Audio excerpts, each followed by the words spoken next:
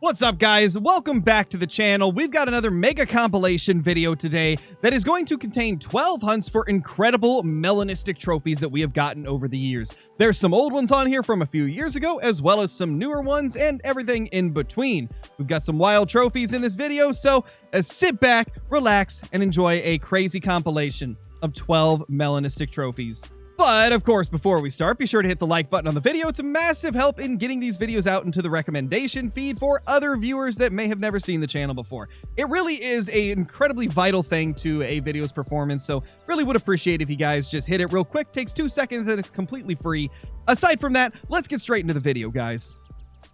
Hello everybody, it's been a while since you guys have seen a whitetail related video aside from the Great One video I posted a few days ago, but that footage was from about a month ago, or actually even over a month at this point, so we haven't actually done a video on it, or at least recorded a video on it recently, but we're doing one today because we got a really cool trophy on stream a couple days ago, and well, at the time of this probably uploading, it will have been almost a week ago, but as of the time recording it, it has been just a couple of days since it happened, and we finally got a Melanistic level 3 to spawn, and, well, I'm not going to spoil how that went, as you guys probably either already know from the title I put on this, or you will find out very shortly, but we finally managed to get a Melanistic max level whitetail to spawn, and it was quite a crazy moment, but I figured we would hunt a little bit of whitetail today, try to get some cool stuff to spawn, and then see if we can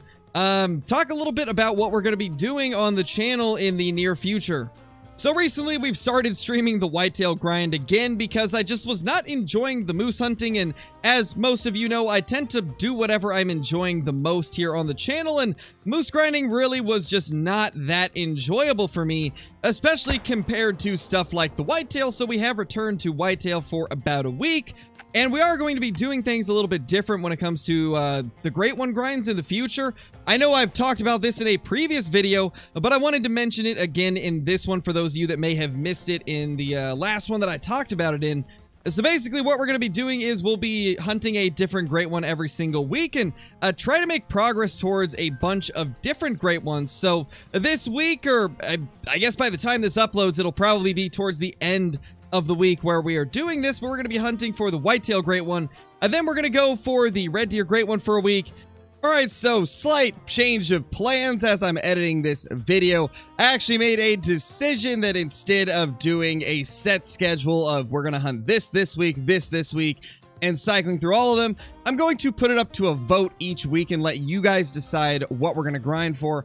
So today, I put up a poll asking if you guys want to see black bear, red deer, moose and black bear, or red deer and whitetail. And we're going to do this every single week. Just put it up to a poll and let you guys decide. That way, it's a little bit more random and fun, and it's not a set schedule. And it's all going to be based on what you guys want to see here on the channel.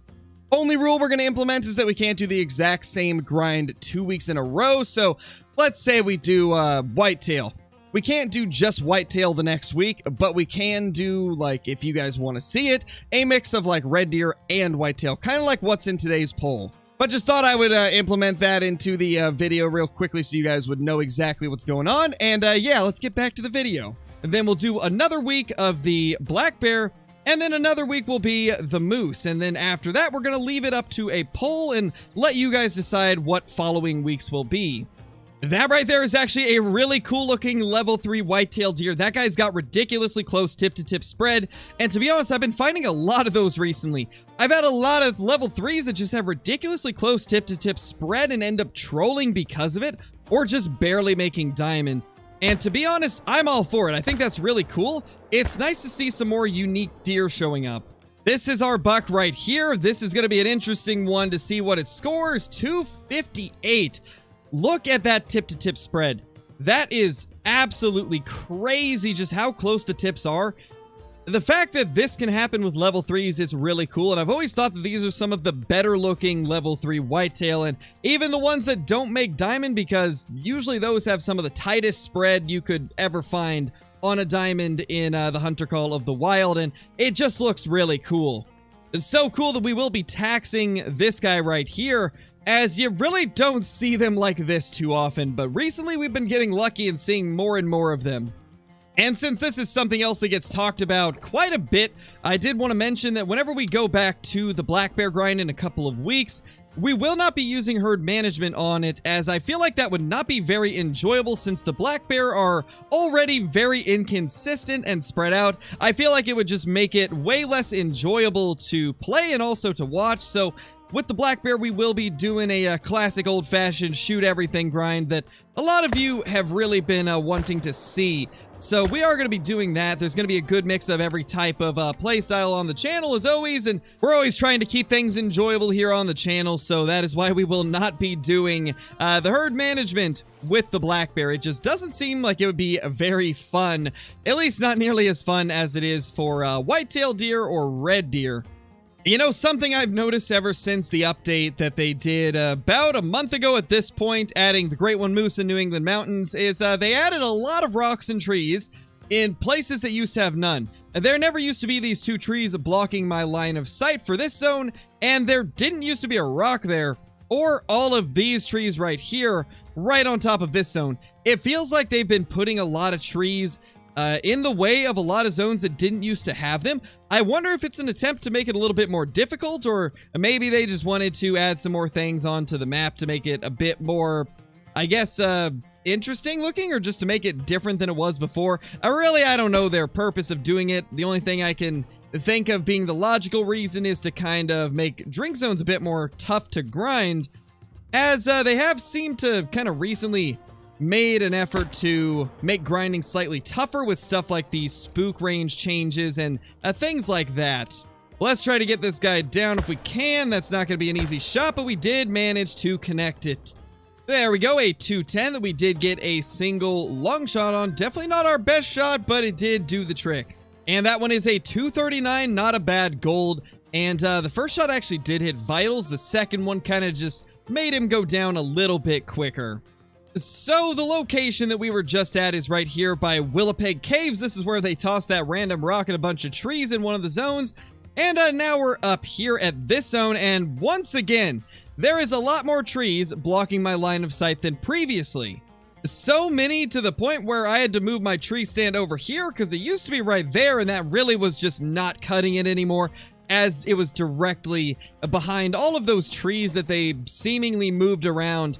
It really makes me curious why they have just randomly moved a bunch of trees. They've done this in the past with multiple maps, including Tiawaroa and Silver Ridge Peaks, and there never seems to be like a given reason why they do it. It's just one day there's randomly more trees and stuff.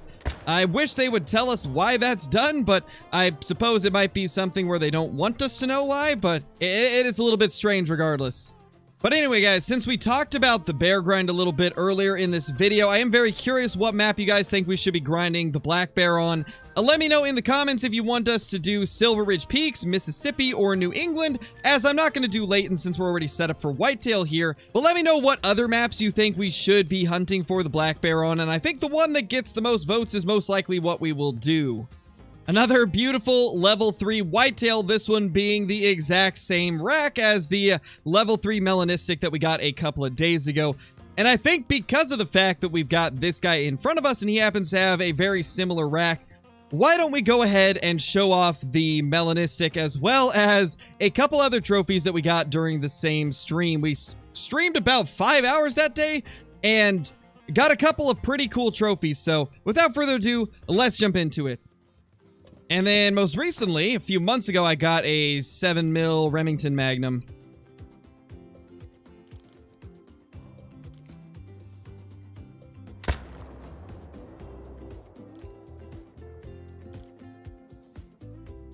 Hey, that's a big boy. Look at that tip-to-tip spread. What? Oh my gosh, look at that tip-to-tip spread, man. That's crazy. His tips are almost touching. Oh my gosh, hold on. I gotta get him back here. That's crazy. I need that thing. We got another 3 here. 2 3s side by side. One of them has ridiculously close tip-to-tip spread. This might be one of the coolest whitetail level 3s we've ever seen. That guy looks so awesome. Look at that, man. What's the distance? 250. Okay, so we need to aim low at 300.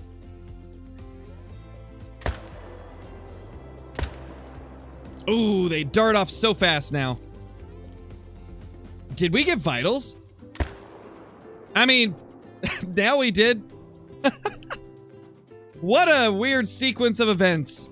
That was something else, man. That was something else. What is this guy's tip-to-tip spread looking like? Oh my gosh. Wow. That's crazy. That is wild right there. Let's see. It trolled! Oh my gosh, it trolled! That is not an everyday thing to get a troll with this rack. Wow, he actually trolled. That's such a cool deer, though. Oh! Is that... Yes! Oh my gosh, that's a Melanistic super rare! Woo! Oh my gosh, let's go. Oh my gosh! Woo! Holy! It's been almost 8,000 kills since I got a super rare. Oh my gosh. It's Melanistic too. Holy. I can't believe I finally have a Melanistic super rare in front of me. I've never got a super rare Mela of any species. This is my very first Melanistic diamond. Oh, right, I did get the moose. You guys are right. I did get the Melamoose. Sorry, my brain is thinking like red deer and whitetail right now. Because Melanistic whitetail and Melanistic moose, or not moose, see, I can't even talk right now. Melanistic whitetail and Melanistic red deer are two of my most wanted diamonds, and I could never get one. We finally have one. This is what 20k plus does to your brain. You're not wrong, chicken. After 24,000 whitetail kills, it does fry your brain a little bit. But, I have fun doing it, so... Can't complain. Oh my gosh. Here we go, 0 for 75.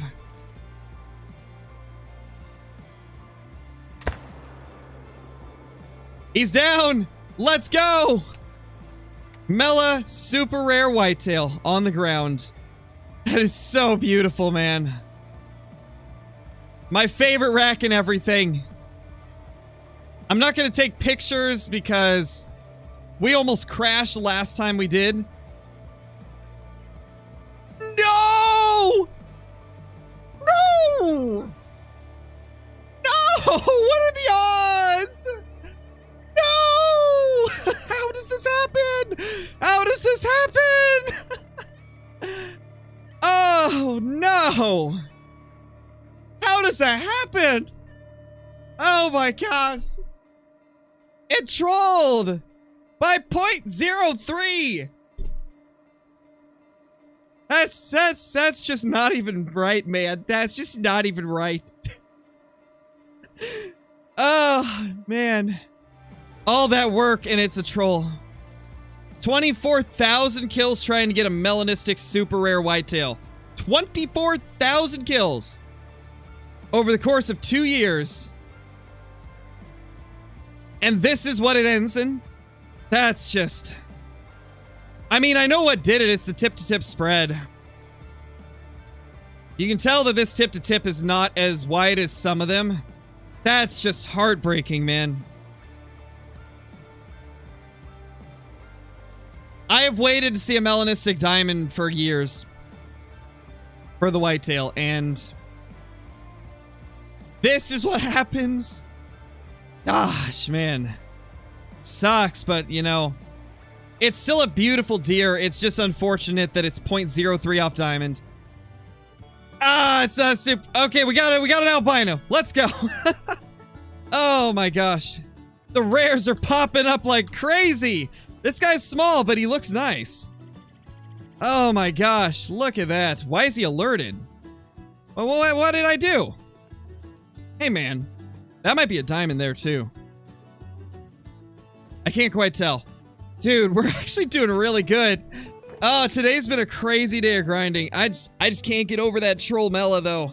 That troll Mela was heartbreaking. But we got an albino.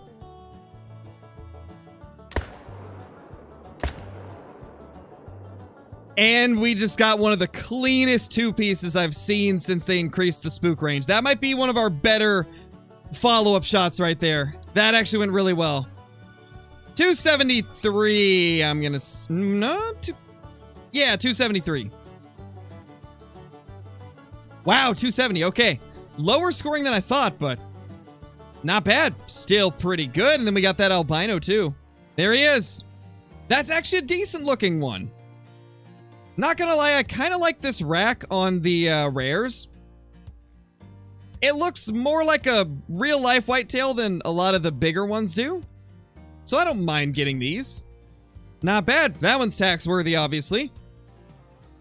Well, now that you guys have seen that absolute disappointment of a Melanistic, trolling us by 0.3 and absolutely crushing all of my spirit during that moment, let's go ahead and take down this guy, as I'm hoping that he won't troll us, unlike that Mela did. That's got to be literally the most disappointing trophy I've ever come across. I was so excited to finally have a level 3 Melanistic, as I've gone 24,000 kills on whitetail without seeing one, and it was my most wanted trophy besides the typical rack great one that we still don't have. And for that guy to troll was just absolutely crushing. I really just did not know how to feel in the moment, as it was one of the trophies that I've always wanted. That, along with the Melanistic Diamond Red Deer that we also still don't have. It was very sad to see that that guy didn't end up making it, especially when that rack can score quite a bit above Diamond, just like this guy right here at 259. And since I've had a few questions about it over the last month, since we kind of put the whitetail grind on a break to do the moose grind, for those of you that were wondering, yes, our pet piebald is still alive. Lucky is still here, and we're going to continue to leave him on the map, all because he spawned the exact same day that we got 2 great ones in one stream, which has never happened any other time besides the stream where he ended up spawning in. So we've left him ever since then, and we plan to continue to leave him until EW inevitably does another population reset sometime down the line. And as always, guys, if you're curious how I hunt my zones, or if you're curious how we're able to kill 100 whitetail per hour, be sure to go check out the previous live streams. They're all on the channel for you guys to be able to check out whenever you want to, and it'll give you an idea of how we do it to be so efficient and so fast. And that is a massive level 3. Oh my gosh, that guy's huge. We're gonna take him down right now. This is the biggest level 3 of the day and has a good chance of being an absolute monster. Herd management has been absolutely on fire for the whitetail recently. This is the first time where we've literally been getting diamonds every single run, to the point where we had, I think, over 20 in a 5-hour stream, maybe even a little bit more. It was honestly pretty ridiculous to see things just picking up this much so fast, but it definitely has, and it's been crazy to see, and that is a 274.59. Oh my gosh, that is huge. That is absolutely monstrous. Wow. You know what? We are going to tax that one as well. We are getting a lot of taxable diamond whitetail today, to the point where I don't think I've had it like this in a while. We have taxed more today than, actually more in the last couple days than I have in the last month. That is pretty crazy. And as always, guys, if you're curious how we get so many diamond whitetail and diamond red deer and things like that, be sure to check out the herd management guides on the channel, as that will show you exactly how you can get just as many diamonds showing up as me. Keep in mind, it's a very time-consuming thing. It takes typically over 100 hours to perfectly refine a grind like that, and it's definitely not for everybody. So again, play the game how you have the most fun. If you want to try it, give it a try. If you don't want to, then there's no pressure in doing so. Just remember, at the end of the day, have fun. This is a very non-competitive game, and It's just a game where you guys really want to try and make sure that you are having the most fun. That's what I always try to do. It just so happens that I have a lot of fun doing these hardcore grinds like this, so that's what I primarily do. But it's definitely not a needed thing to have fun. There is a lot of stuff in Call of the Wild that is very enjoyable, and if it's not your thing to trophy hunt, then don't worry about it. You don't need to make it your priority. But there is the disappointment of a whitetail. I can't believe that he trolled. Still the most crushing moment I've ever had spotting a trophy, expecting him to be a diamond, and then having him troll by literally 0.3. The only thing I can compare this to was when I got trolled by a piebald level 5 Rocky Mountain elk a while back, and it was a guaranteed troll. It was quite a sad thing to see. This was a very similar moment, but even worse as it's a trophy I've always wanted to get, and sadly still don't have the one I was looking for. Though, it's still got my favorite rack, so that is at least something positive. It's at least my biggest Melanistic ever, and still looks absolutely stunning. So that is a phenomenal thing to get regardless, but after 14,000 kills and only getting one super rare through herd management, it's definitely crushing that this guy ended up trolling. It had been a while since we had seen a super rare over 7,000 kills since our albino one, so it was pretty sad to see this guy troll, but at the end of the day, it's how the dice roll. That's Call of the Wild for you. A lot of randomness involved, and you never quite know what you're gonna get, and that was definitely the case here. Hello everybody, we are back here on the Hunter Call of the Wild, and today I decided that since a lot of you really enjoyed the shotgun buckshot video, today we're going to take some slugs out and see if we can take down some mule deer with them. So I got the 12 gauge, the 20 gauge, and the 10 gauge. I don't have the 16 with me today just because I didn't feel like packing a third, but we're going to see how these perform against some mule deer. Hopefully they'll be somewhat viable. They should be, because slugs are a lot better than buckshot.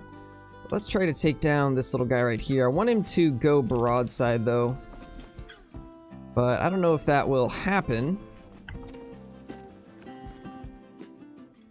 Okay, he's alerted now. Alarmed. Maybe if we're lucky. Okay, he actually fleed off. We're gonna have to try and get some different deer then, but I didn't want to take the front-on shot, although I guess we could have probably just tested it out to see if it worked, but too late now, unfortunately. It actually might not be too late. They're not really running away too fast. We might be able to catch up to them and try to take a shot at one of these.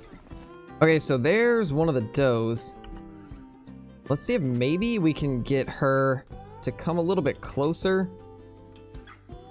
That way we can get a shot on her. I'll try to get in this little bush so we're actually concealed, so I think this one can conceal us. Okay, it actually can't. That's unfortunate. Some of the bushes you can get concealed in, others you can't, so it's hard to tell which ones will actually work, because every map's vegetation is a little bit different when it comes to that. Oh my gosh, they're actually right here. There's a couple of them. Even one of the bucks is right there. Okay, they're just nervous. He's alert. His buddy's right there. Maybe we can get a shot now. There we go. That is our first true mule down with the shotgun. I'm very interested where that first shot hit because he moved a little bit right as I shot. He kind of glitched forward, so I'm kind of curious if we even hit good on the first shot. If I were to take a guess, I'd say we probably did, but just barely clipped the lung, probably. And actually, we hit liver with the first shot, but it had plenty of pens, so slugs are definitely way better than the buckshot is already. As we kind of expected, but I do enjoy testing these things out just to make sure that everything is as we expect it to be. That's not too bad of a start. Little level 2, but it's looking good. This is a decent looking rack. Oh my gosh, that's actually a level 3 teal. I haven't found too many of these recently, so I'm actually pretty happy to see this. We'll definitely need to equip the birdshot though. I know this is supposed to be a slugs video, but I think you guys will understand in this situation right here. So let's replace that with some birdshot. And we need to mark the duck that we need to take out. I think is it this guy? Yeah, it's this guy right here. Go ahead and mark it once again. Alright, right there. 42 meters.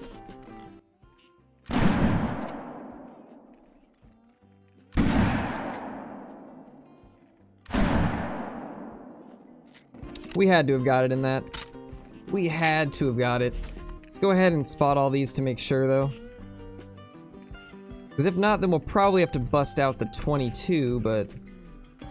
looks like we did indeed get it. Yeah, we definitely got it. Nice. 10 gauge performing as we expect it to. Now it's just a matter of which one of these is actually the 3. Oh, this one is. Well, there we go. Diamond Cinnamon Teal. And for some reason they're still quacking in the background. Go ahead and tax that. That's nice that we were able to get a Diamond Teal. Because like I was saying, I haven't been able to put too many ducks or geese or anything like that in the lodge. So it's always good to get a couple. Get a quick screenshot of that. Nice. We only hit it with 2 pellets, but with the 10 gauge, that's really all you need.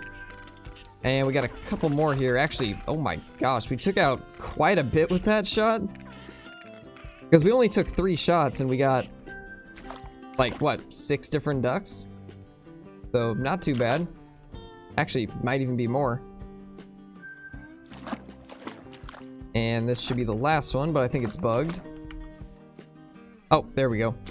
Well, we can claim it now. I just had to pull out the camera. 4.5. That was actually close to diamond also. So this was a decent sized teal. Obviously didn't score diamond, but still pretty close. I would like to get a red variation and then a piebald and a melanistic, so that we can put those next to one of our diamonds in the lodge. And obviously I'd love to get a diamond with one of those variations too, but that can be hard to do, so who knows if that'll happen. But let's get back to the mule deer hunting and see if we can get anything else. We actually have a mule deer buck still here, even after I shot out all those teal, so we're probably gonna go for him. Let me just re-equip the slugs. I'm actually very surprised that this guy did not spook. We're probably gonna go to like 150, then call him in and see if he'll come to the call. Alright, we're at 147. Let's go ahead and start calling him. We'll see if we can get him. He's actually attentive still, so I don't know if he'll come.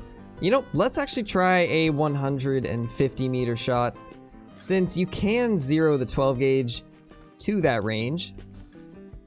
So let's go ahead and try that. We're at 150 now, roughly. Let's see if we can get a good shot in it.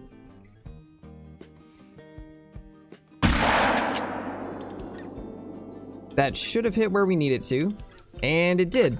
And it's going down pretty quickly, actually. So that's good to know. We can take 150 meter shots with the slugs. Definitely good to know, because I feel like I'll be taking a lot of long range shots, because these mule deer seem to be relatively skittish. Alright, here we go. Here is this little buck right here. That's a pretty solid looking one. I'd say this is probably one of my favorite racks when it comes to the level 3s. Because this one in particular looks very realistic. I really like the way this one looks, actually, and it scores decent, 202. Not quite gold, but still a decent size level 3. Always nice to get this particular rack.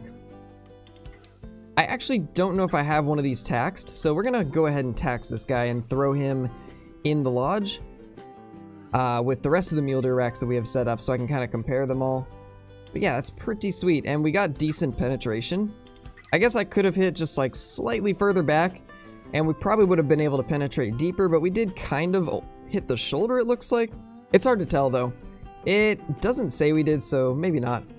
But yeah, definitely not a ton of pen at 150 meters, but still good enough. Good enough to make most shots, thankfully. Wait, is that... Oh my gosh, I haven't seen one of these in so long. I don't think I have added a single black buck to our Spring Creek Manor yet.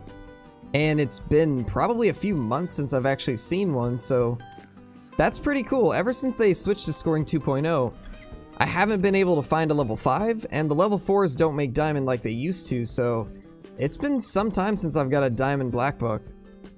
Unfortunately, the wind is not in my favor, and I can't kill these guys with slugs, I don't think. Let me real quickly go over and check everything. Yeah, it looks like I can't kill them with the slugs, so we might have to break out the 243 real quickly, because I don't think I'm going to be able to get close to these guys, so we'll just take this guy with the 243, and then we'll get back to using the shotguns on the muleys. Alright, so there's our level 5. we're gonna try and get in this tripod right here and see if we can get a good shot. That's actually pretty much perfect, so it's a good thing he stopped right there.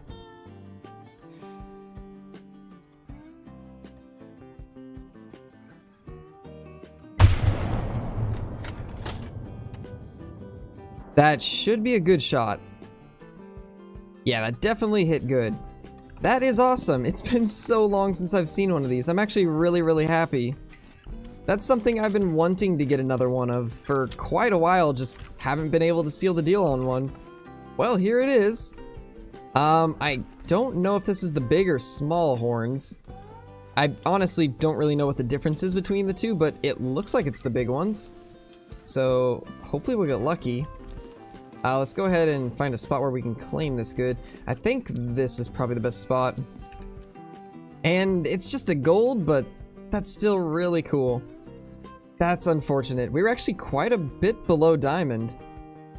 Though it's kind of sad that the first level 5 we've found since scoring 2.0 is just a gold. But it's still really cool looking. We'll probably tax it just as a placeholder because we do have quite a few plaques that can fit these that actually don't have anything in them. So we should probably tax a few of these even if they are just trolls. So this guy will still go in the lodge. But yeah, that's pretty nice to at least find a level 5 since it had been quite some time since I had actually found it. So that's awesome. Nice little surprise. So it looks like there's actually some mule deer right where we were previously. I guess I've got my tent on top of a zone, so that's kind of unfortunate, but we do have some mule deer there and they are not spooked, so let's see if we can get to about 150 and we'll try to take a couple of them with the slugs. I'd like to get both of the level 3s down. There might actually have been a third one too. I just saw some more antlers, but couldn't get a good look at it. Alright, so he's attentive. That's actually a level 4 too. I didn't see this guy at first. Let's get that range again. I think it was 100, but I want to make sure. Yeah, so it is about 100. So we'll 120 for 100. And we'll see if we can drop this guy. There is another one right there.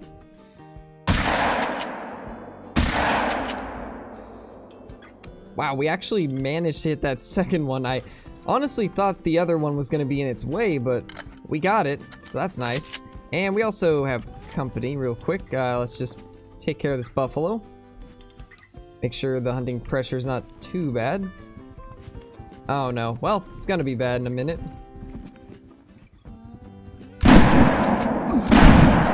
Oh no. Oh, this is bad. This is really bad. I actually have 3 of these on me. We're going to run to the stand and hope everything goes good from there. Oh my gosh. I haven't had 3 buffalo charge me at once in quite some time, so this is interesting. Not exactly how I envisioned this happening. Well, let's see if we can take them down from here.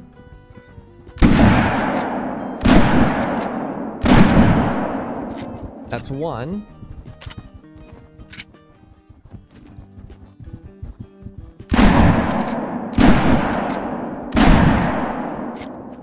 That one should go down, so I'm not going to try and put another into it. And I think the other one ran off, so we should be okay. Yeah, we should be absolutely fine now. Alright, so now that the distractions are gone, we can actually go and pick up these 2 mule deer. I believe this was the 4.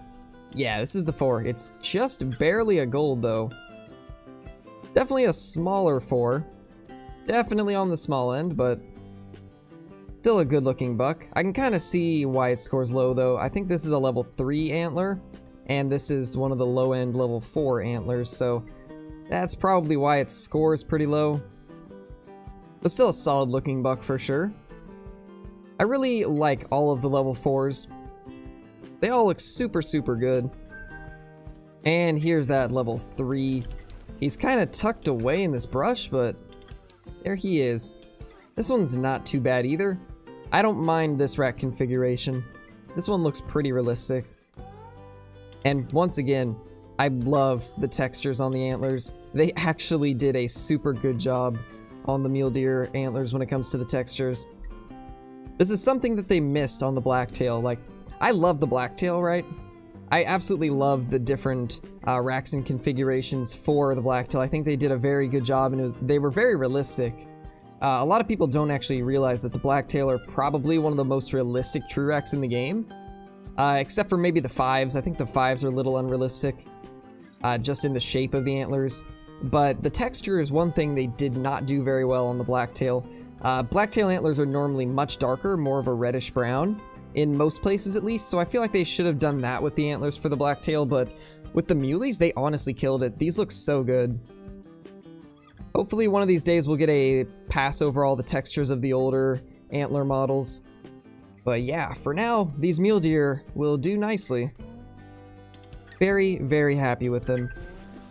Ooh, that's actually a pretty nice looking level 4. That's a solid level 4 buck right there. We definitely need to go take that guy down. It looks like we got some... Ooh, that's another nice level 4 right there. Yeah, it's definitely another solid 4. So we got a couple really nice looking level 4s here that we definitely... Wait a minute. Oh my gosh. That's not just a level 4. That's a Melanistic level 4. Oh my gosh, are you kidding me? I have wanted one of these for so long and never was able to get a Legacy Melanistic, but we've got a True Rex Melanistic right in front of us, and oh my gosh. Okay, I really want to get close and take pictures of this guy. I've got to get a few pictures of this guy before I shoot him. That is insane. I can't believe that. I honestly don't even care about this other level 4 anymore. We just need to get this guy down. But like I was saying, I want to get some pics of him first, because this is honestly like a once-in-a-lifetime thing to find a high-level Melanistic, let alone just a regular Melanistic, but one that's actually decent level. Look at that beauty. He's at 149. We can probably start calling him in now. Once he gets relatively close, we'll take a few photos of him, and then we'll try to take him out with the slugs. Alright, so we attracted a smaller buck, but this guy hasn't moved at all. So I don't know if he'll actually come to a call. That's kind of unfortunate. Alright, so he's still being stubborn. He's not coming to any of the calls. I don't know if I'm going to be able to get close enough to take some pictures, because these other mule deer are coming to the call like it's nothing, so that's unfortunate. Oh, that is a lot closer than I thought she was. Nothing to see here. Carry on. Oh my gosh, she actually did. She went calm. And now she's gone. I still can't get that Melanistic buck to come in though. He's being very, very stubborn, which is unfortunate. Alright, so I can't get him to come to the call even after they've started leaving their zone, so I don't think I'm going to be able to get a picture of him, sadly. We're just going to have to go ahead and take the shot on him once I can get him spotted. So he's at 142. That's definitely a makeable shot with the 12 gauge. We'll just make sure we're zeroed correctly, and then... Okay, that's him right here. He's actually traveling. Oh, of course he goes alert right behind a bush. This guy's being really stubborn. Definitely the most stubborn I've seen a mule deer be in quite some time. And of course it just happens to be one that I've been trying to get for so long. So I've spent the last 20 to 30 minutes trying to get a picture of this guy, and he just would not cooperate no matter what I do. And when I finally reset the time to get them to come back, a puma just spooked them all off. So unfortunately I still had my recording paused when it happened, and I completely forgot that I paused it, so didn't get that part recorded, unfortunately. But yeah, that's pretty much what happened. A puma came along and spooked off everything, so now I'm going to have to play the game of chasing this guy down and hoping that we get a good shot and are able to take it down with the shotgun. Alright, there it is, finally. Let's get lined up on this guy. He's finally at around 150 meters. Once he goes broadside, we're taking the shot because I've spent so much time trying to track this guy down after he spooked off initially. The amount of time I've spent on him is actually pretty incredible. I think we're going on about an hour recording now, which is a lot longer than I expected it to be. So there he is right there. Let's see if we can get him to stop real quick. There we go. He's alerted.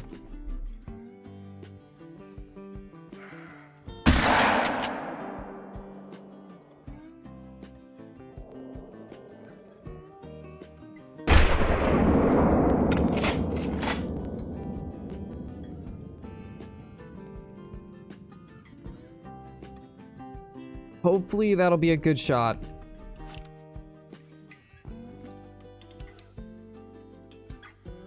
I think it should be. In fact, he just died. Let's go. We finally got him down. The amount of time that it took just to get him on the ground is actually pretty insane. So I'm definitely very happy that we finally got him. And that was actually a pretty long shot too, so I'm happy that the 12 gauge did its job and got that guy on the ground relatively quick.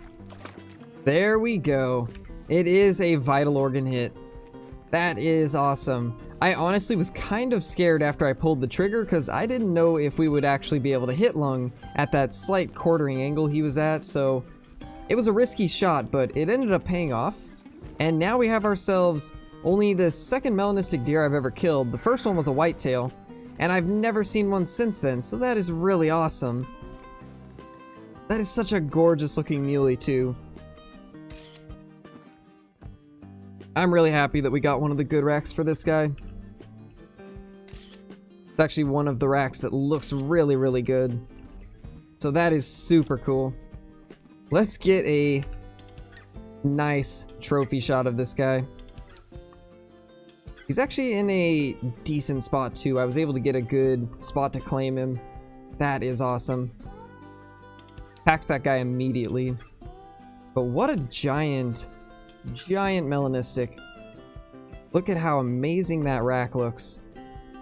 That is so cool. Honestly, I think this is probably my favorite kill we've had so far, ever since the True Rex Mule Deer came out. That is just awesome. It may not be the highest scoring one, but that particular rack looks so good. Such a well put together True Rex on a very beautiful rare. That is awesome. That is absolutely awesome. Alright, well, I think we should probably go into the trophy lodge and check him out real quick then. Alright, so we for sure have to remove this guy and this guy right here. And then we'll put the albino muley on this side and put our new melanistic right here. That is absolutely awesome. That is such a cool looking trophy. Wow, we've pretty much got our collection completed now. We have one of every rare true rack. We still need to get a bigger piebald, unfortunately, because the one we have is kind of small. But everything else I'd say is pretty good, unless I get something closer to diamond. I think these are going to be the permanent places for these guys to sit. That's awesome. That is absolutely awesome. Honestly, I might move the piebald into this room too and take this guy down and put him somewhere else. That is absolutely awesome. Let's go ahead and put this black buck and the teal up over here also while I'm thinking about it, because they definitely need a place to sit too. Just a matter of where do we want them. I'm thinking we'll put them on these. So let's get our teal right here. And then we'll put our black buck right there. Nice. I'd say that looks pretty good right there. Decent spots for them to sit for now. As we get more to fill these smaller plaques, we'll probably move these guys around a little bit just to make them look better. But as of now, that's fine. But this guy is the main attraction. Absolute beast of a mule deer. Hello everybody, we are back here on the Hunter Call of the Wild, and today is day 2 of Revontuli Coast being out. At the time of recording this is still day 1, but it's not going to go live until day 2 of the release, and we've already got ourselves our very first multiplayer trophy. Now, I spent a little bit of time on stream trying to unlock the map and hunt around, and we did end up finding something pretty cool, so we will show that later in the video. But we now have our very first multiplayer trophy, which is a piebald female moose. Now, this is a pretty cool first thing to find in Revontuli multiplayer, because we really don't get too many rare moose on the channel. which provided this new great one ends up being a moose, that will definitely change, but as of recording this, it has not been announced what the great one is, or I guess it hasn't been discovered by the community. There's a lot of different opinions on what it could be, and obviously once I know what it is, I will end up putting it in a video, but as of the time of recording this, it has not been discovered, so just wanted to make sure that's clear in case it does get found before this video goes live, that as of recording this, we do not know what the great one is. However, there's a decent chance that it could be moose, and if so, I have a feeling we will find a lot of rare moose in the near future. And just like that, we have got a perfect heart shot on that beautiful moose. You know, I was not entirely sure if that was actually going to hit the heart. That's quite the odd angle to try and take, but somehow it worked out, and you really can't ask for too much more.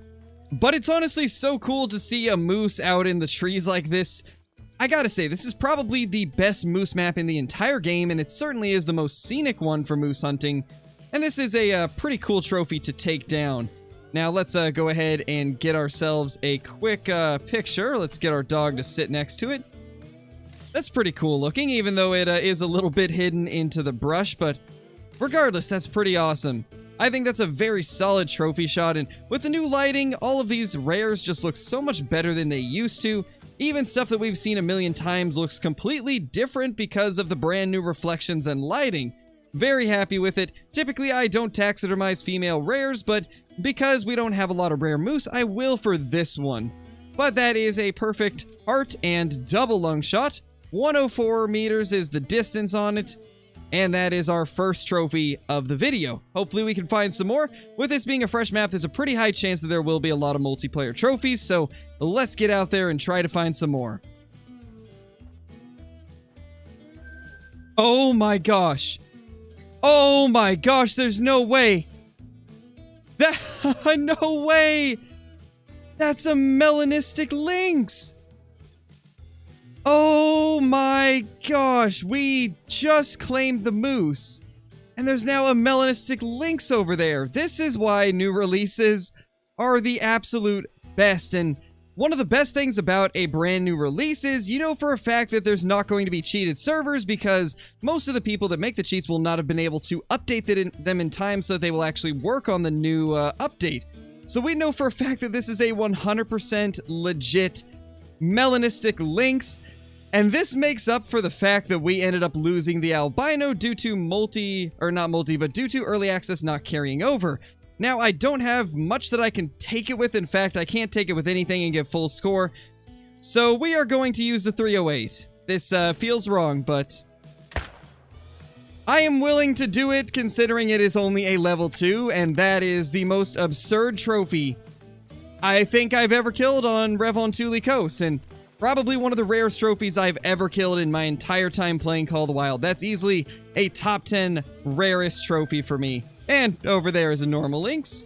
And like I just mentioned a minute ago, it really is a huge relief to be able to go onto a server and know that you're not going to be running into cheats considering this is day 1 of the update, and there's no way that anybody would have had the time to update them and make it so it works with the new update. It's probably the best time to get out there and get yourself some trophies like I was saying, because this is one of the few times where you can 100% guarantee that everything will be legit, and that just makes it even better. Wow, that is so beautiful. I've never seen one of these in game before, and they do not disappoint. That is beautiful.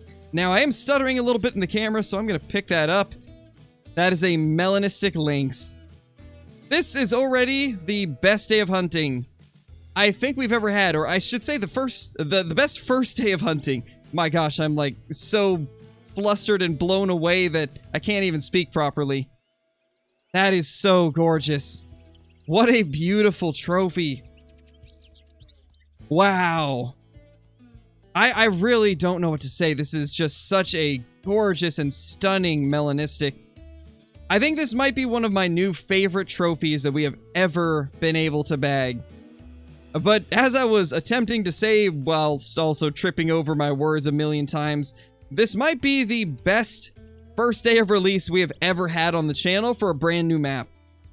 I don't think Mississippi or Rancho or Tiawaroa can even come close to this. This is absolutely crazy to be starting out like this. But anyway, I think we should probably move on and try to find ourselves some other stuff, but this is definitely an amazing thing to find.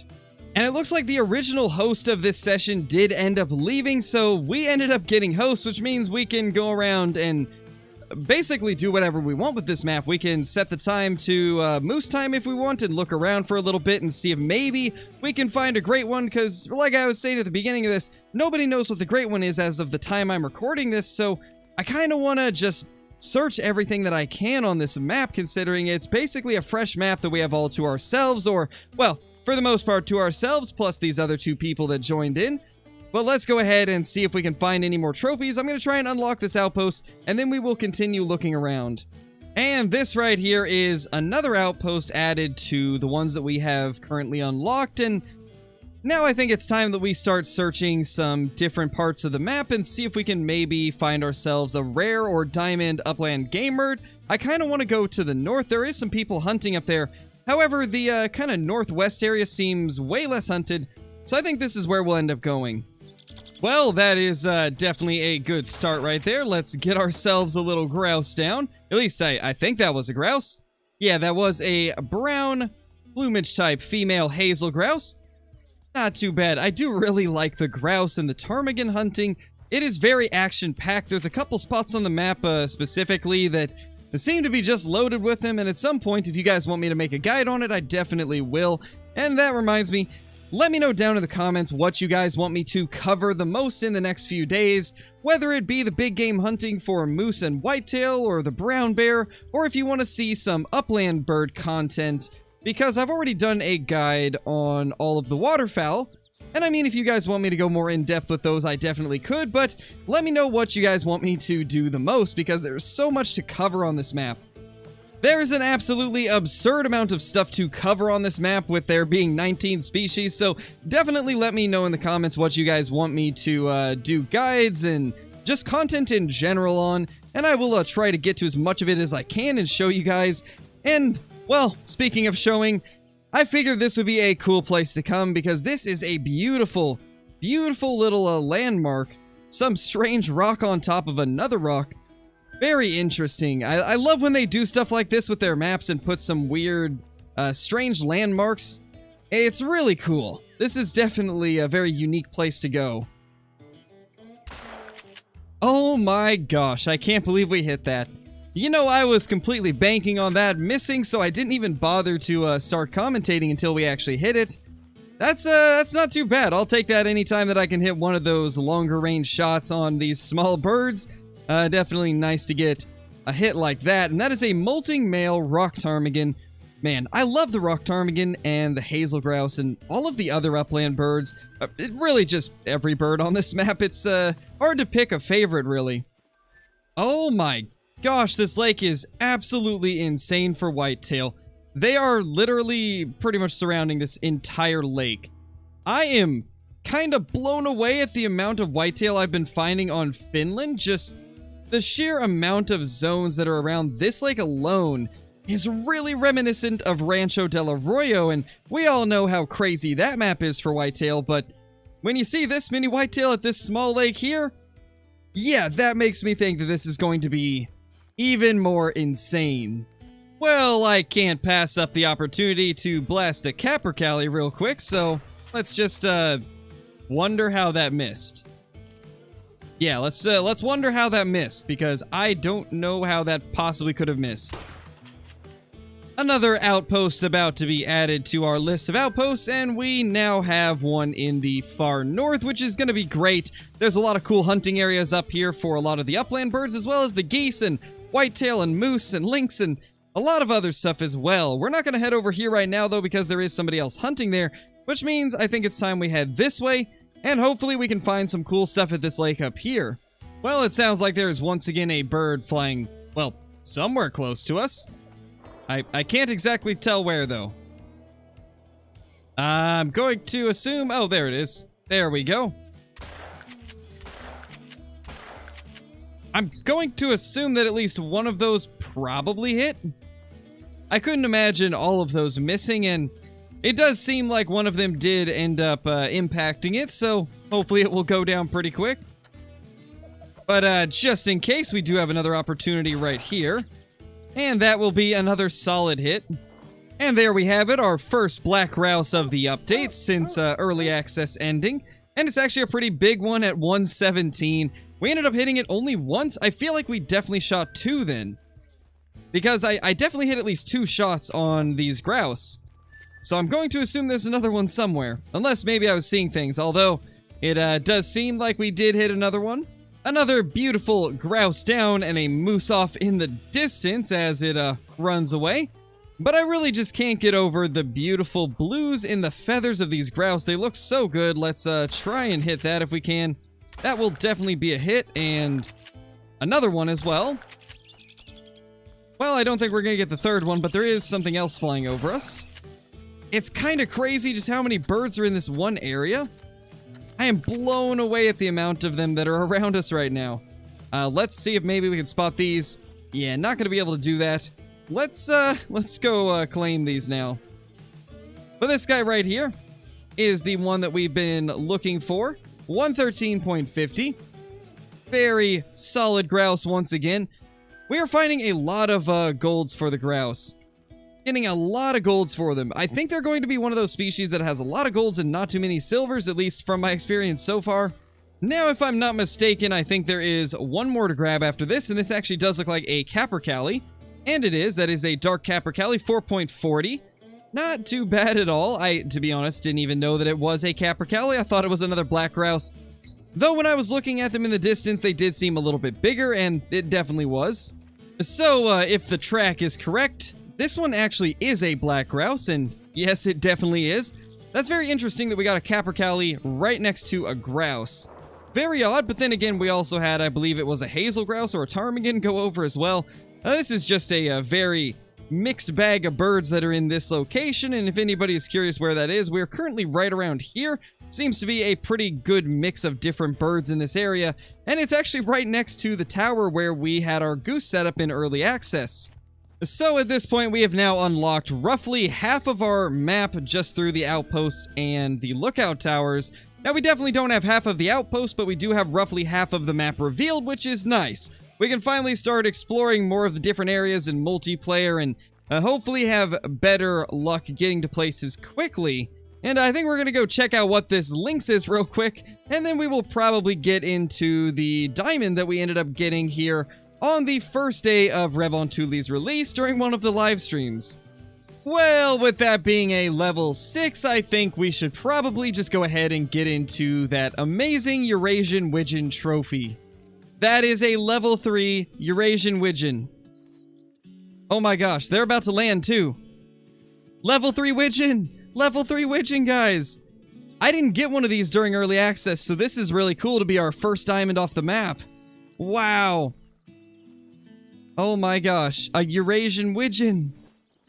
That's so cool. Let's keep eyes on it. I don't want to lose it.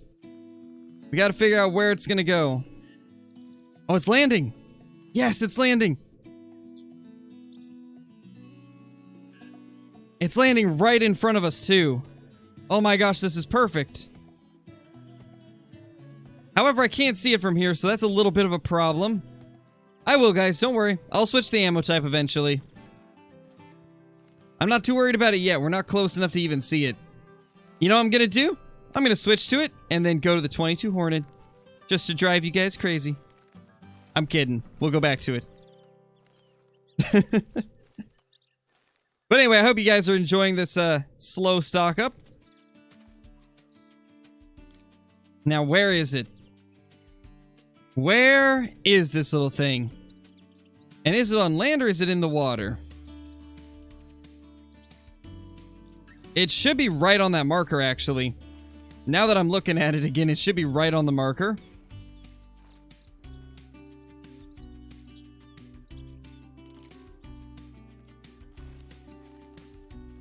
Come on, come on, where is it? Oh. Oh, hi! Hey, buddy!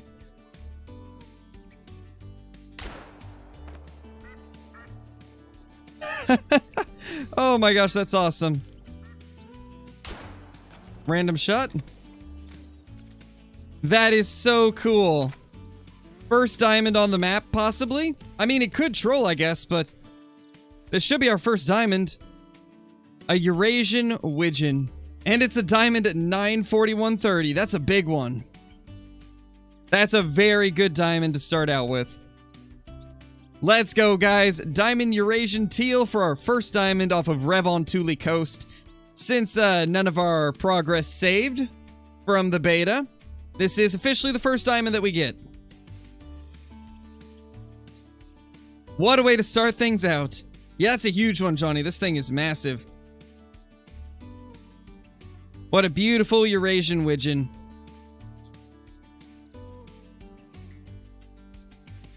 These things are so cool. I absolutely love the coloration of them. Hello everybody, we are back here on the Hunter Call of the Wild, and today we will be continuing the 60-minute trophy challenge series.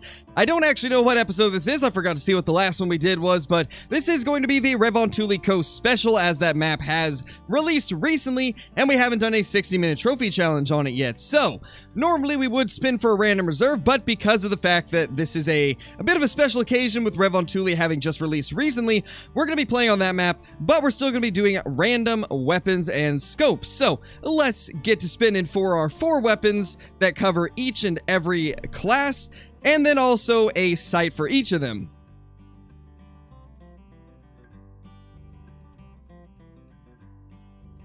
Well, the 20 gauge side-by-side covered basically all weapon classes, so we just need to spin for a class 9, and then the last 2 weapons will be completely random, I guess. So I guess they'll just kind of be an addition on top of what we're already about to spin. So let's see what our class 9 weapon is. Hopefully it's going to be something good, and it's a crossbow. Well, we better hope these last 2 weapons end up being good. So these last 2 weapons should be completely random, and I'm very interested to see what it's gonna be, because it literally could be anything. And it looks like we get the 22 handgun. Oh, please give us a normal rifle.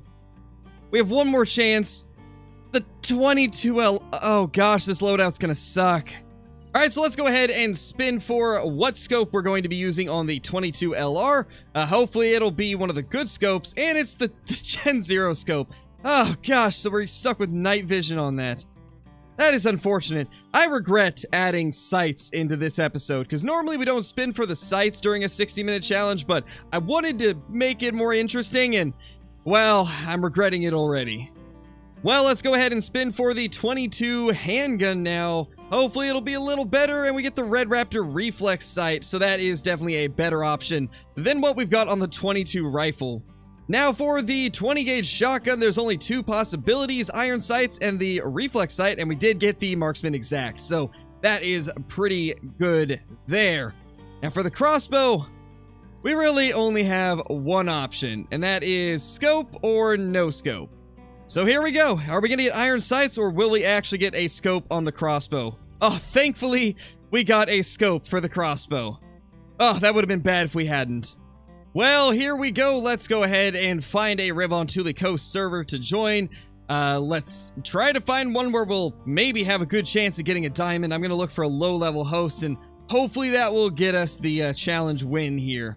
So, since there seems to be minimal zones throughout this area, I'm just going to run straight, and we'll see if we can pick up any good tracks and maybe find ourselves something good. For those that are unfamiliar with the rules of this series, we have to go into multiplayer, and we have 60 minutes to find a diamond or a gold scoring rare.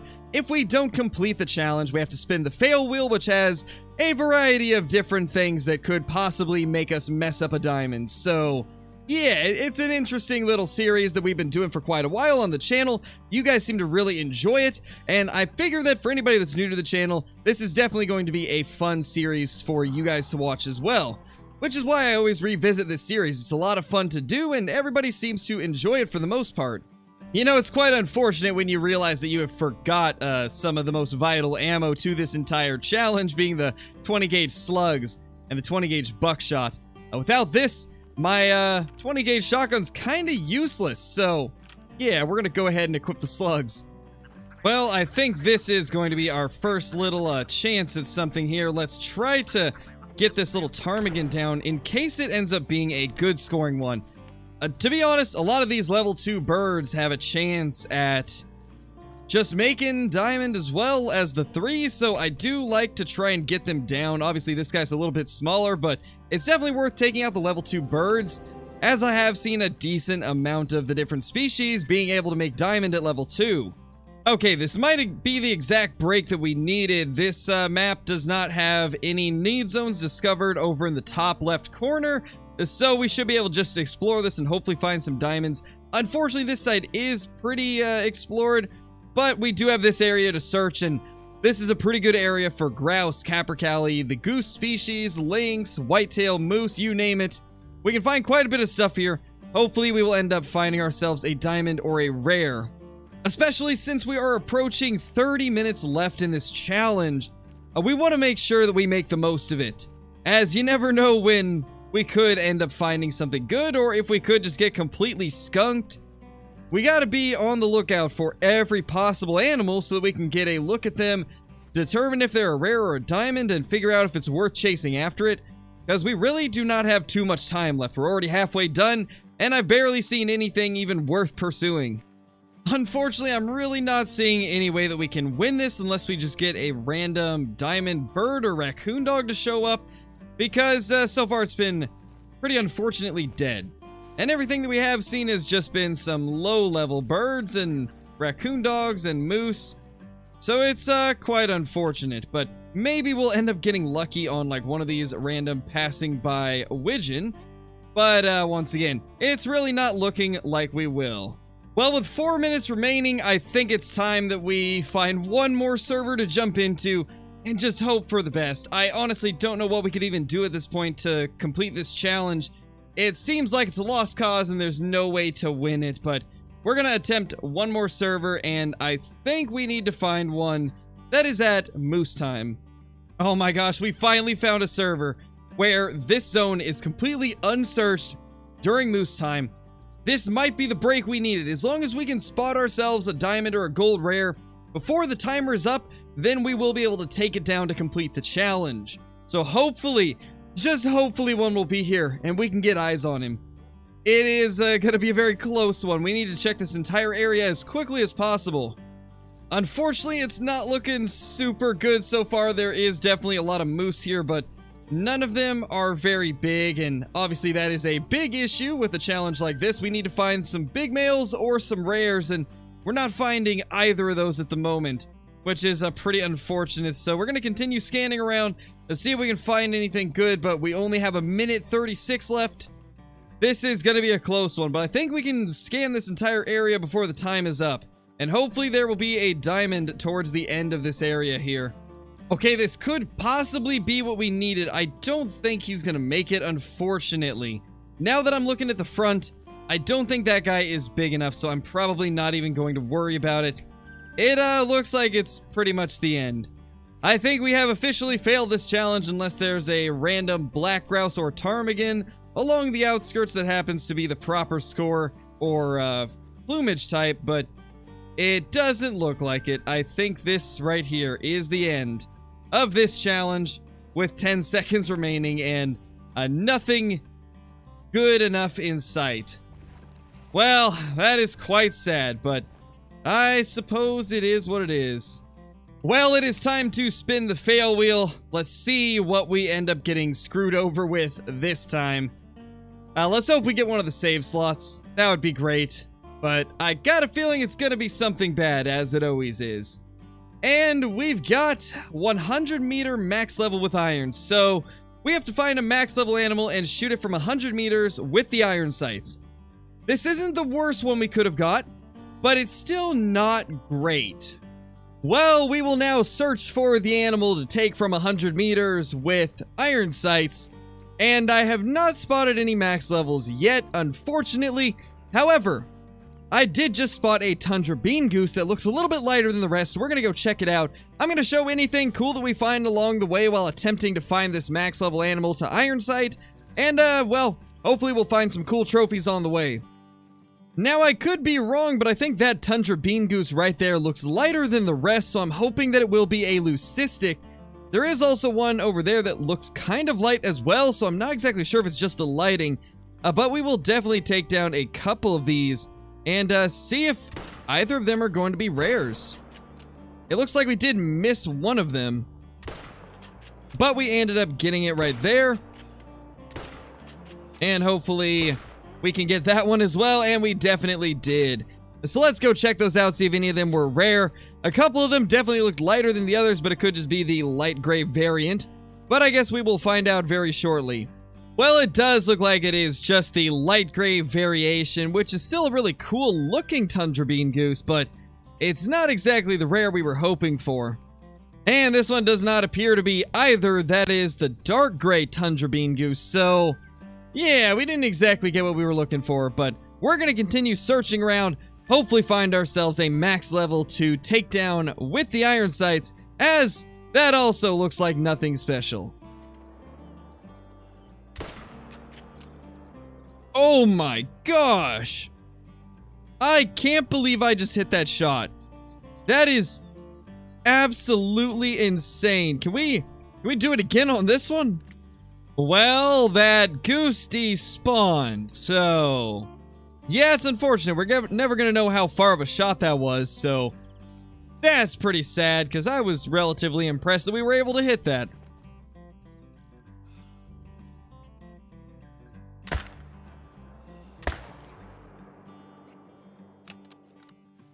Oh my gosh, are you kidding me? I didn't realize that was Melanistic. I just shot it because it was one of the only moose that looked half decent in the area. And it looked a little bit darker than the others, but I didn't actually think it was Melanistic. Are you kidding me? So I just messed up a Melanistic moose. I'm just gonna hope that I only hit it once. But I got a feeling that both of those shots hit it, so oh man. That is unfortunate, but that is so cool at the same time. I cannot believe that. We have a Melanistic moose that we need to be tracking down now. And on a 60-minute trophy challenge as well. But of course, it was when we were searching for a diamond to take down from 100 meters with iron sights. So, of course, this isn't gonna win us anything, but it's still incredibly cool. I've never found one of these before. I legitimately even looked up what a Melanistic moose looks like in Call of the Wild, and I kept looking at the image like, is this what I saw, or is it just a normal moose that's a little bit darker? Because we do see that there is quite a few moose that do trick you into thinking that they're Melanistic. And I just could not figure out what it was, but, well, it's quite apparent now that it is a Melanistic, and also that we hit it very poorly, and that we should probably try to track it down and take it before it crosses paths with somebody else. So yeah, that's a little bit of a problem. We gotta be very quick with this thing. I think that's him. Yes, that's him right there. Oh my gosh, we finally have found him. Let's take him down. That is our Melanistic moose. I can't believe we finally found one. Hopefully this host doesn't kick me for shooting somewhat close to him, but I think we should be okay. He hasn't really shown too much interest in coming over here, or really even caring to be too close to me. It seems like he's just doing his own thing, so I think we should be okay. Hopefully we can get this thing claimed before anything weird happens, because this is the first Melanistic moose I've ever seen my entire time playing the Hunter Call of the Wild. And I have been playing the game since the very beginning, so the fact that this is the first one I've seen is absolutely crazy and just goes to show how rare they are. Please let us get to it. And also, I really hope that we only hit it once, although I imagine that the first 2 shots did connect. And yeah, we did put 3 shots into it, but it wouldn't have been gold regardless. That is incredible. I can't believe that we just managed to get something that I've been looking for so long and just never had luck with. And not only that, it's also a very unique set of antlers. It's not too often you see a moose rack that kind of curls like this. This is pretty cool. Massive fan of the way this looks. That is absolutely amazing right there. Well, I think we have finally found what we are looking for. However, this is not exactly the way I was hoping this would go. For it to have to be a bird that we need to hit, that is just not exactly ideal, considering we'll probably end up missing this and possibly missing out on it because of it. But if we can manage to make this happen, that will complete the fail wheel challenge. However, I don't want this guy to get away at the same time. This is the first Diamond Bean Goose I've seen since this update went live to everybody, so At the same time, we're just gonna attempt to get it down, as I don't know if it will come back. But it's not looking like we're gonna get it, especially since I'm now out of breath and one shot to go. He is calm now, so maybe we can find out where he's going, but this is just incredibly unfortunate. This is not the way I was hoping to find a max level. For it to be something that we really don't have much chance of getting. That's quite unfortunate. If all else fails, I can always slap some decoys here, I guess, but it's still gonna make it difficult to do 100 meters with the iron sights. And we just disconnected from the host. Well, that is quite unfortunate. Gosh, things are just not going our way on this fail wheel challenge. That's just so unfortunate. There is absolutely no way that this is real. This is a melanistic track from another melanistic moose. I am still looking for a trophy that we can shoot from 100 meters with iron sights. I've had zero luck with getting anything, but this is the second track from a melanistic moose that we picked up, and I don't even know what to say at this point. This is just the most insane Revontuli coast hunt I've ever had.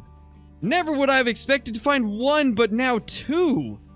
This is truly absurd, and both of these have been in multiplayer as well, which is even crazier. Now, I'm going to assume this guy is drinking right at this lake. I really hope he is, because I'd like to get full score on this one, and if he's just up at a lake, that's going to make things a whole lot easier. So let's see if we can spot him, because he's definitely going to be up here, I think.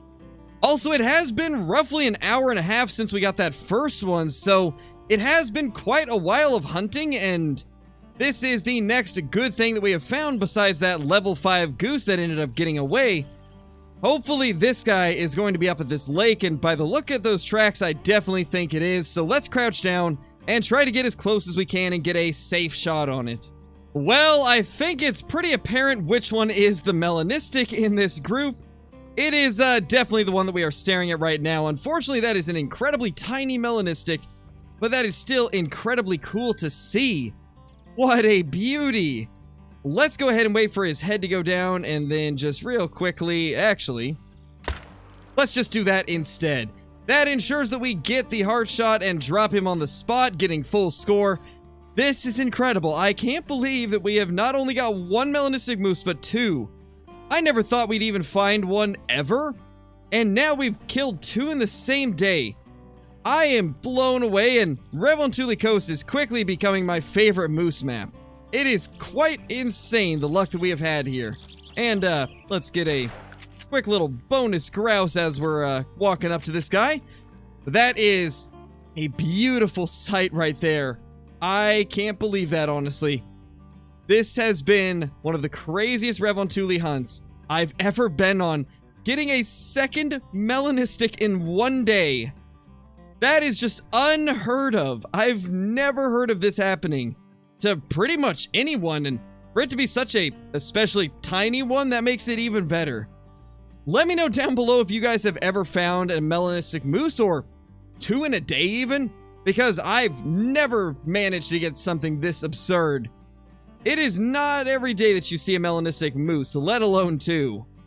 Well, we finally found something relatively impressive that we can take for this fail wheel challenge. And it unfortunately is a pretty large looking whitetail. I mean, given it is just a whitetail, so it's not the end of the world if we mess it up. It still is a pretty large one, so it'll be unfortunate if we do make a bad shot. Also, in case I forgot to mention it, we are now in single player, as I did have quite a few issues staying connected to multiplayer servers. There wasn't a lot of good ones, and the ones that I did get into that I thought would be good had high ping issues, so I just wasn't able to stay in multi, unfortunately. But luckily we had a level 3 whitetail on our own map, since I haven't really had much of a chance to search it. So let's go ahead and take this thing down. That is honestly a cool buck. That is honestly a pretty cool buck. Let's hope we don't screw it up, but we definitely could, considering we have to take it with the iron sights. So let's just spot this guy real quickly and attempt that shot right there. I don't know if that's going to be good. I'm going to hope that it is. It's really difficult to do an iron sight shot with these irons from that range. It's the first time I've taken one from that distance, so I wasn't exactly sure where I needed to aim, but it seems like it hit pretty good. Well, it definitely seems like we made a good shot, as this guy did not get far after we hit him, and it does look like it's going to be a pretty large whitetail. Definitely one of the mid to large size racks, and this guy did look a little bit twisty as well, so let's see what he scores. And we missed the vitals. No. No, that's so unfortunate. Well, that's why this is on the fail wheel, because it is very easy to do stuff like that. That is quite unfortunate, and you know, I'm not even sure if he was moving when I took the shot. It clearly shows that he was walking, but I don't recall seeing him do that unless I was just completely focused on where the crosshair was, or I guess the iron sights, and didn't really pay attention to what he was doing. But I guess it is what it is. It's not like we haven't seen a million whitetail in the past anyway. Hello everybody, we are back here on the Hunter Call of the Wild. Today we are going to be attempting something that we've attempted in the past, but sadly did not succeed at doing, but I think we've got a much better chance at doing it this time around. Essentially what we are going to do is attempt to get ourselves a Great One fallow deer before early access is over. And then when we do get it to spawn, or I should say if we get it to spawn, we will be using the brand new rifle to take it down, or the brand new bow. And throughout this grind, I am going to attempt to use this brand new 44 Magnum lever action as often as I possibly can. Unfortunately, as you just saw with that last shot, it's not going to be possible for every single zone that I go to if I'm trying to actually efficiently take these down in a quick enough manner to be able to get a great one before the update drops to everybody. It's currently October 5th, 2023 at 2:41 p.m. as we start this grind out. We're going to attempt to get it before the 10th when this update releases to everybody. And every single time I get a notable trophy throughout the grind, I will try to say the timestamp so that you guys can kind of get an idea of when we get everything throughout this journey. And I'm also going to try and mention the kill counts every time we hit some kind of milestone, or every time we end up getting a cool trophy, so that you guys can follow along with exactly how this grind is going to go over the course of the next 5 days.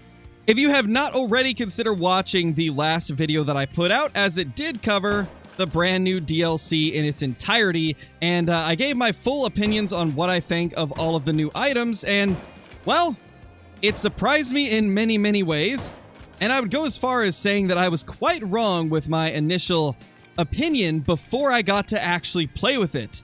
And what I mean by that is the opinion after seeing the EW stream. I ended up having a very different opinion once we started playing with everything. And also, since we just saw it, you guys can kind of see why we're not going to use just the brand new rifle for this grind.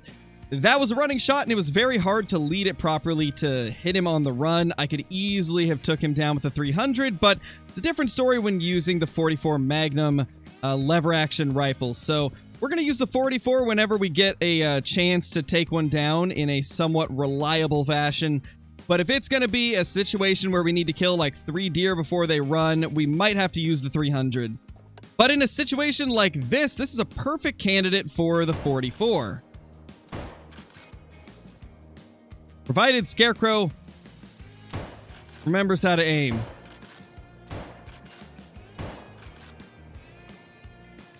Yeah, that would probably help if I could aim. So before we start fast forwarding through all of the boring parts of this grind, since this is going to be a 5-day process video, let's talk about something real quickly. First of all, we are doing herd management with this grind, so we're not going to show every single diamond we get, as diamonds are going to be popping up at a very increased rate because of herd management. As always, if you guys want to know how to do it, check out the playlist. I have a herd management playlist that has all of my guides in it that teach you how to do it. And the other thing I was going to mention is you're not going to be seeing all of the just random level 4s that I shoot from now on, because there would be a crap load of footage if I were to do that, and this video would be literally hours upon hours long. So with that being said, this right here is the last thing that you guys will see me claim until we end up showing off all of the notable trophies from the next 5 days, and attempt to remember to mention all the timestamps and dates that I got them, which is going to be rough because I'm going to be streaming some of it and I'm probably going to forget, but you know what? If I forget, we'll put it up on the screen.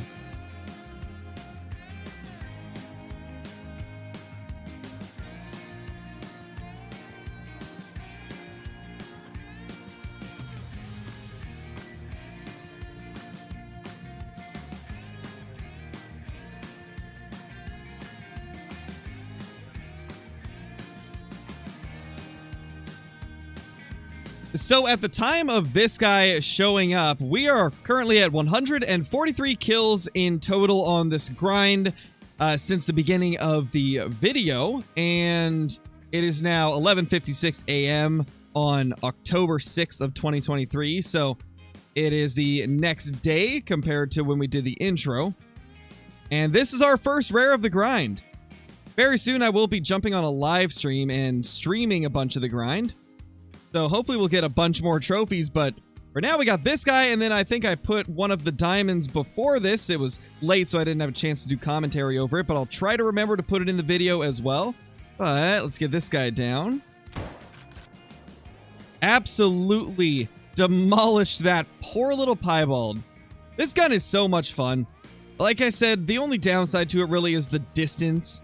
The range that it has is not nearly as good as a lot of other rifles, so if you're doing grinds and you're going to be taking a lot of shots from far away, probably not going to be the best rifle to use, but I can totally see this being something that I will use a lot just because it's really fun. And it's also one of those things that will probably work really well in multiplayer where you don't necessarily need super fast follow-up shots most of the time. But there we have it. A beautiful little piebald taken out with a double lung shot. What a nice looking little fallow deer. So that just might be the most insane looking level 5 fallow I have ever seen. Look at how wide he is. With a minimum estimate of 266 as well. I don't think that this is the big rack either. I think this is the mid rack. But is it possible that because it's so wide, this could be a 270 plus mid rack? I feel like there's a small chance of that actually being possible. We're going to be extra careful with this. We want to get close to him with the 44. If we can get a nice shot in there. Honestly, that should be perfect right there.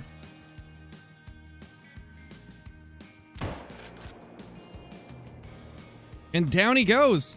That is crazy. Yeah, that is mid-rack. That is mid-rack, and it's so wide. That is just crazy looking. What are you going to score? 268.54 for this rack? No way. That is insane. And also, before I forget, it is October 6th at 12:10 p.m., so not that long after we got the piebald. We ended up getting this thing. And my gosh, this is the most unique level 5 fallow I think I've ever killed. Oh, that 5 was so big that for a second I thought it was a great one.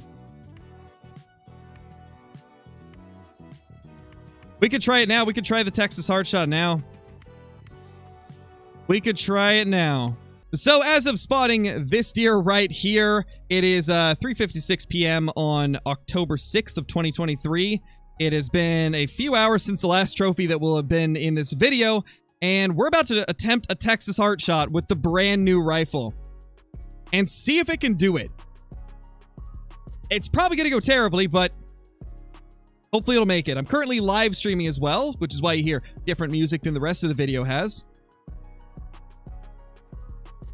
This guy's really taking his time. He's really taking his time, man. I might just have to do it.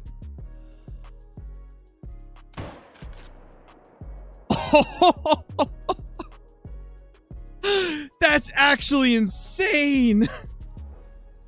Oh my gosh. What did I just watch? Wow, yeah, this is crazy. This gun is insane. That fallow just got crumpled. And it's vitals through the butt. Oh, man. That might have been a Texas Heart Shot. Yeah, we could have just hit the lung, but please tell me we got the heart. 265. We missed the heart. No, we got to aim a little lower. See, this is why I didn't want him to be drinking when I took this shot. I mean, we were so close to getting a Texas Heart Shot. Man. That was crazy. I'm happy with that. That was a crazy, crazy shot. Dude. This 44 lever is so good. Like, it is so good for taking down diamonds and rares and stuff. Hey, there we go. We got ourselves a piebald. So that's not a massive level 4, but it is a level 4. It is currently 11:47 a.m. on October 7th. So this is the very next day from the last trophy. And this is the next notable thing that we have seen. Let's see if we can get their attention. I don't know if we're going to land close enough. Yeah, it looked like we did. Now let's see if we can just... And he's dead. Let's go. Another piebald. I was really hoping for a Mela or an albino, but I'll take a piebald as well. That's still really sick. Also, before I forget to mention, we're currently at 540 kills on the grind. So we're getting into the realm of where I've got a lot of my Great One Fallow in the past, but it's definitely not a guarantee that it's going to come anytime soon. We had one Fallow grind take like 2,100 kills. We had another take like 1,700, so we could be a long ways off still, but I got a feeling it's going to be soon based on my previous luck with Great One Fallow. And this guy right here is actually only our second rare out of these 540 kills. I feel like rares are about a 1 in 300 chance. It definitely seems that way.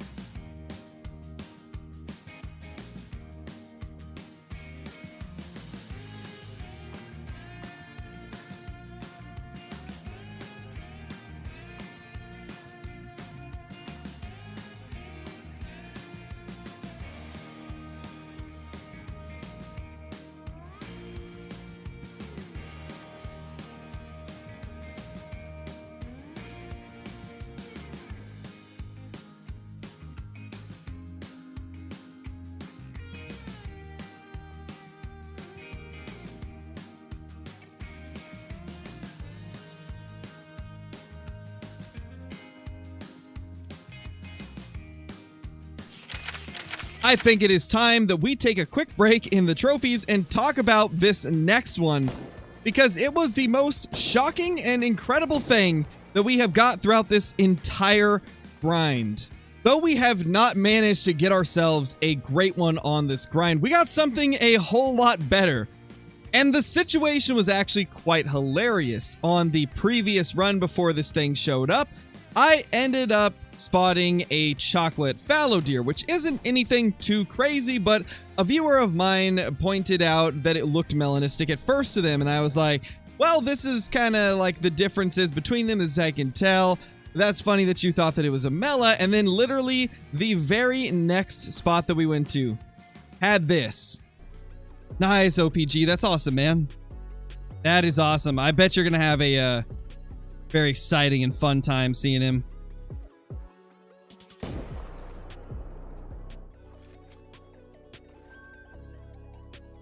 Yeah, they kind of do trick you sometimes. Like,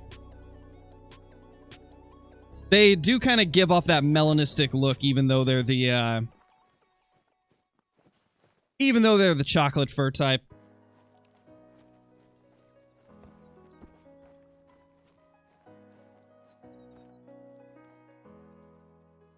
Wait. Ah! Holy crap! Holy crap! I cannot think of a single time that I have hesitated this much when looking at a super rare. I did not quite know what I was looking at first. And part of that was because of the conversation I had just had about how chocolate fallow deer and melanistic fallow deer have a lot of similarities, but there are ways to tell them apart. I took a moment to kind of look at it twice, and Upon second look, I realized that was not a chocolate fallow deer. But on first glance, I really thought that it was, so I didn't have a reaction as quick as I usually would. And obviously, I have to make it clear that this is not as rare as if you just randomly stumble across a super rare, like in multiplayer, or if you're doing a shoot everything grind, because we are using a grinding method called herd management. And herd management increases the amount of diamonds you get substantially if you do it correctly, just by shooting specific animals and leaving others alive. I've got guys on the channel. I have to mention this because there may be new players watching that don't understand what herd management is, and obviously I don't want those new players to be confused, wondering why they're not seeing the same amount of diamonds. I am using a method that gives more diamonds than if you were just hunting everything that you saw. And though it is a method that is completely backed by the developers and is perfectly fine to do, there's definitely going to be some people that may not understand what it is, so I try to make it clear that this is not going to be as rare as if you're just shooting everything and find yourself a super rare randomly. Because as of now, we get a diamond every 17 kills, which means the chances of one of those diamonds being a rare is much, much higher. But the thing is, even with us having a really high chance of getting them, it still is not a low number for the average kills between super rares that you should be expecting. The average spawn rate of it should still be about 1 in 5,100. So it's by no means an easy thing to get. It's just a lot easier than what it would be if you're not doing herd management. Let's go ahead and take a shot on this guy. That is a really nice looking fallow deer, and we'll take out that one as well. And I think on that note, let's go ahead and cut back to the clip of this insane diamond melanistic super rare fallow deer. We didn't get a great one during this grind like we were hoping to, but we at least got to take out a super rare with the brand new rifle before this update fully dropped. I will read off the date in the clip, of course, when we ended up getting him, because right now I'm recording this like a day after we killed it. Who spoke that into existence? Who spoke that into existence? Was that you, Dynamic, that just said that the last chocolate looked Mela? Holy crap, that's a Mela super rare. We've got all of them now. We got all of them. Holy crap. Oh my gosh. Second run of the day as well. Holy. Okay, for the video that this will go into, it's currently 3:51 p.m., October 8th, 2023. One day after the last trophies that will be in this video. Holy crap. And freaking Dynamic literally at the last zone was like, huh, I thought that was a Mela for a second, but it was a chocolate. And so because he said that, when we get to this one, I'm second guessing this. I'm looking at it, I'm like, oh, that's a chocolate level 5. No, that's a Mela level 5. Jeez. I may not have that great one bear luck like iBuy does, but I sure have the super rare fallow luck. Oh, he's turning. No, because the other spooked off, he moved. I see what's happening. Because we spooked off a doe there, now he's leaving. Quick, stop him.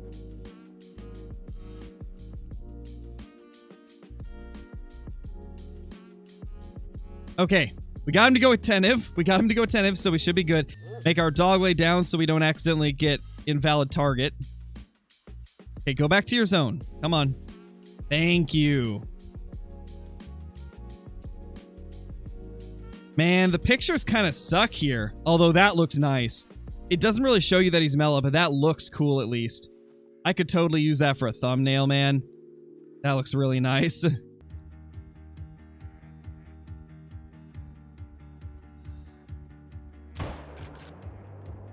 There we go. He gave us a good shot. We didn't get the Texas hard shot like I was wanting to try, but I don't think we were going to get a good angle with that wind. That's good enough for me. Man, look at him. What a beast. There's no blood track. That's a little strange. We're just going to hope it's vitals. It's vitals. Holy crap. There he is. 262 super rare Mela fallow deer. Holy crap, dude. I can't believe I have a huddle of all different types of super rares. I have every fur for the fallow as a super rare now. Let's go, guys. Oh my gosh. And with that incredible trophy, right here. We have finally done it. We have finally completed a full huddle of super rare fallow deer. One of every kind. We've got our piebald, mela, and albino all in one mount. All three of them being a different rack as well. We got the small rack albino, the medium rack melanistic, and the big rack piebald. This is a dream mount that 2 years ago I never thought would be even possible in the slightest. But now, with HM becoming a pretty widely used thing throughout the grinding community, as well as a lot of people refining it to make it more insane and more insane every single day, along with my grinding ethic just ramping up to 10, considering I used to barely grind at all aside from like 2 hours on stream, and now I'm doing it pretty much every single day for multiple hours. It has just really improved the amount of insane things that we've been able to achieve that I never thought were possible until recently. Hello everybody, we are back here on the Hunter Call of the Wild, and as of recording this is the last day of the creator early access, but by the time this video actually goes live, it will be the first day of the map being available for everybody, so I figured it would be kind of cool to kind of give you guys a brief guide for the gators. This isn't going to be a super in-depth guide. It's not going to show every location because I haven't necessarily found all of them. However, this is going to show you some of the best spots to hunt them, and it's also going to show you kind of how I hunt them, and I've really been enjoying the gator hunting. We've had some really cool trophies over the early access, and as far as I understand, I will get to keep the trophies this time around. They found a way to make it so the saves transfer over, but let's just hope nothing weird happens with that, and if nothing does happen, then we should be able to keep all of the rares and diamonds that we have acquired throughout the early access, which is pretty sweet because we actually got a really awesome one a couple days ago during one of the live streams, and we will take a look at that a little bit later in the video, but first we will focus on the actual gator guide. So the first area that we're actually going to focus on is this coastline. It is such a good spot for the gators. Even like clear all the way down here, pretty much anywhere you see a rest zone along the edge of the shore, this is alligator resting zones, and most of these are like 12 to 16 or 12:30 to 16:30. They are just incredibly efficient to hunt and very close together, so that's where we're going to start today, is running along this coastline, and oh my gosh, it is such a blast. Oh my gosh, we got a gator right here. I just fast traveled to this tent because this is typically where I like to start, and there's a gator right on top of us. Let's play this a little bit safe. I am also going to show off a few different weapons that you can get pretty easily, because I figured we might as well show off a couple of the good DLC weapons and a couple of the base weapons so that you guys have options to choose from. We've already used the 7mm quite a bit in our gator hunting, so we're not going to use that today. We've used it plenty of times before and know that it's pretty good. But what we are going to try out today is the 270, because this is a gun that you get pretty much from the start. And it would be nice to see how it does on the gators, and I think right here... Unfortunately, that did not hit brain like I was aiming for, so that guy is going to get away. However, we will continue on. That's the one thing about the gators, you have to hit the neck or the brain, or else they're pretty much just gone forever. There's really no saving them at that point, unless you get lucky and hit vertebrae and double lung in the same shot. That's about the only other way that you can drop them quickly. Obviously, there is hard shots if you really want to go for those, but they're a bit harder to hit, and if you miss, then you're going to hit them in the lung, and they're not going to die very fast, and there's a chance they'll get to the water and sink to the bottom, because if they do reach the deep water, they are gone forever. So you want to make sure that doesn't happen. Lung shots are really a no-go when it comes to the gators, and they are the first species where that's really been the thing. You don't want to go for the lungs. Ooh, there we go. There is a gator right there. This one is alerted, so we do want to be kind of careful not to spook it off. We're going to want to get close and use the 270 on it. I'm going to try and get to about 75 so we can be dead on with the zeroing distance. And we'll try to get a nice neck shot in there with the 270 and see how it does. Ooh, there we go. There is the gator at around 45 meters away. Let's back up a little bit and get our dog to sit down. This is not going to be an easy shot because it is kind of facing us, and it doesn't seem to want to stop. It is just continuing to walk towards us. You know, maybe we can actually get this thing to go aggressive. That would be kind of cool if we could. There it is right there. That thing is getting so close. If it gives us a neck shot, we will take it. And it's giving us a decent shot here. A little bit more quartered than I would like it to be. Oh my gosh.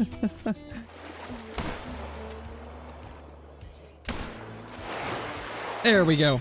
We managed to get that neck shot. That wasn't quite as clean as I would have liked it to be, but it worked. The 270 honestly didn't do too bad, but it didn't kill it nearly as quickly as some of the larger calibers, which is kind of to be expected, but I don't know. It might be usable. The biggest thing is just killing them before they actually get into the deep water, and I think it did well enough to where they wouldn't have been able to. So I think it should be alright. I think the 270 will be good enough for the gators, which is kinda nice to know. So the next good location that we're going to real quickly take a look at is right here. It's kind of like in the middle of the map around Bald Tree Break. You could spawn at this outpost right here and then run up to this area, but I have opted to put a tent here because you can actually see all of the good spots right from this tent. And one of my favorite things about this spot right here is that in order for the gators to actually get to the deep water to get away from you, they have to cross everything that you guys see in front of us in order to get to this water behind us. So it makes for some pretty easy gator hunting, provided they're not already out in the water like this guy is. But if we can find some on the bank, and there's one right there, a nice level 7, we will see if we can force him to try and to start running towards us, and then we will take shots at him as he's running. Well, there he is right there. Let's see if we can get a shot into him with a 30-06. This angle's not great, so I don't have much faith, but we will see what we can do there. Yeah, that did not get into anything vital. However, this is the reason this location's so good. As you can see, it just runs straight in front of us and gives us more opportunities to put some shots into it. We finally managed to hit a neck shot right there, but this is why I absolutely love this spot. They really can't get away from you if you're hunting them in this area with this kind of setup. It works super well. Now let's see if we can actually hit one of the ones across. There's typically a few bedded on the bank over here. If we can find one, then we'll try to do a long range shot. But of course, on the one day where I'm actually trying to make a guide, I can't really see as many gators as I'd like. Actually, right as I say that, there's 2 of them. Alright, well, I guess it's time to try some long-range shots. That's about 330. We are going to use the Hyperion scope. I did decent with this yesterday. We'll see how it is today. And we did not get the neck bone. Well, that's unfortunate. Let's see if we can get this guy, though. Yep, we did. Alright, so we got a perfect neck shot on the second one. Now, the first one we didn't quite get, and that is the risk that you run with long-range neck shots on the gators. Gators really are not something you want to take from long range, but it can be done, as you guys just saw. And in fact, let's go ahead and just show some of the clips from the live stream that I did the other day, because I was having a lot of fun blasting these gators with the 30-06, and it was working out pretty well. So since we're not able to find a lot of gators like I wanted to right now, let's just kind of show some of the 30-06 gator hunting that I was doing during the live stream.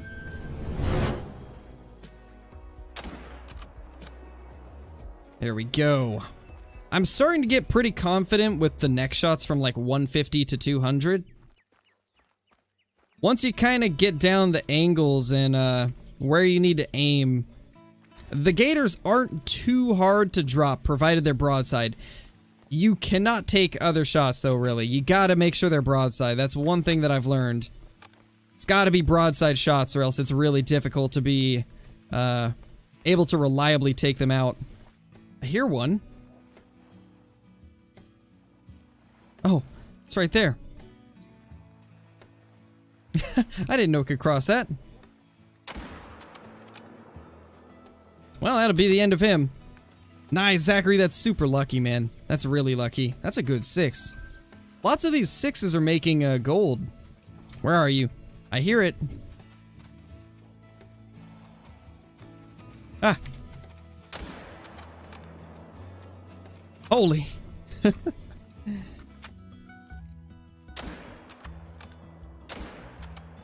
There we go. Got it on the second shot.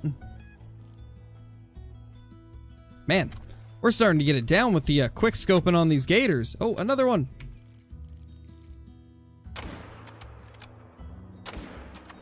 Oh my gosh, we got it. Wow. Let's see if we can get this. Ooh, that's gonna be a tough shot. Can we hit this, guys? We did. What's going on with our aim? We are just hitting shots right now. I can't believe we hit that. Or the 6.5. Although the 6.5 was kind of fun for them, it didn't kill them as quick as I would like with a neck shot. So that's kind of why I haven't used the 6.5 much.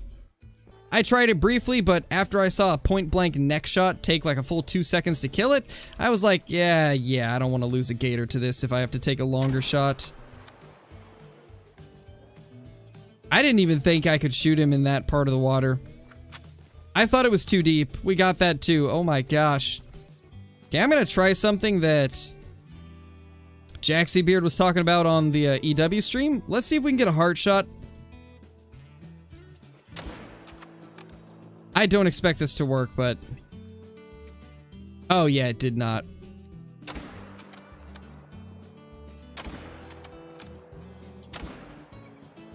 Yeah, that one's the first to get away. Feels bad. Feels bad. Alright, so the next location that we are checking out is actually going to be right here. What I tend to do is spawn at this tent and then run down the river a little bit. They don't always do what I want them to do, and what we're going to try and get them to do is run from over here to these areas right here. And it actually looks like they are here this time.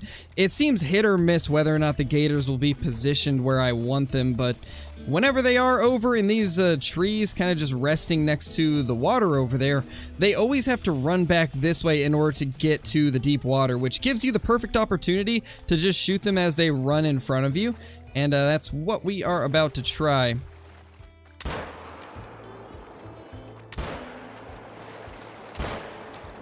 And unfortunately, we're not getting the neck shots we need. We finally managed to get a neck shot. Thankfully, it usually takes them quite a long time to get across, so you're able to get a few opportunities to make the shot you need. Unfortunately, we whiffed a few of them there. 385 on this little guy. But yeah, right there, we finally got into the neck. The first one was really close, just a little bit far back. So close to making that shot. Now, next I typically just look down here. There's sometimes gators laying on this bank, sometimes they'll be on this one, and then other times they'll be like across in here and have to run to the water in order to get away from you. So you do want to keep your eyes peeled for that. I don't remember if I've already talked about this in the video, but there was one thing that a lot of people seem to be confused about, and that is the gators sinking to the bottom, never to be seen again. A lot of people seem to be under the impression this is a bug, but it is not a bug. I can confirm that 100% because the developers have actually said that it is intended for the gators to sink to the bottom if you kill them in the deep water.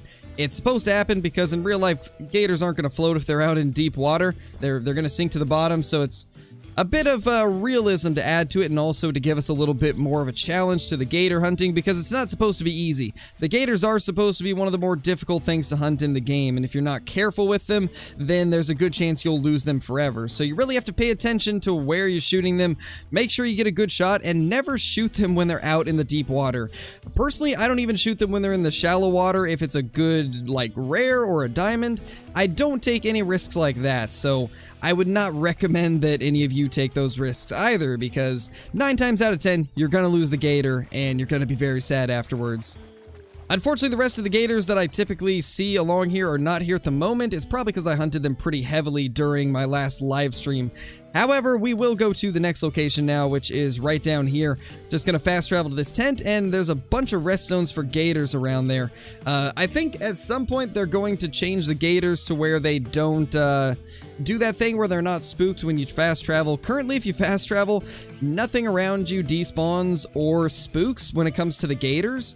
So you can kind of just place the tents wherever. I don't think that's intended as far as I know, so that will get changed eventually. But as of now, you can put your tents right on top of them, And we typically have gators all around this area. We're going to start running around and see if we can get any of them to move. But I have the best luck running up through here. It seems to really produce some awesome gators. Yep, here we go. I hear a gator. I don't know where it is. There it is.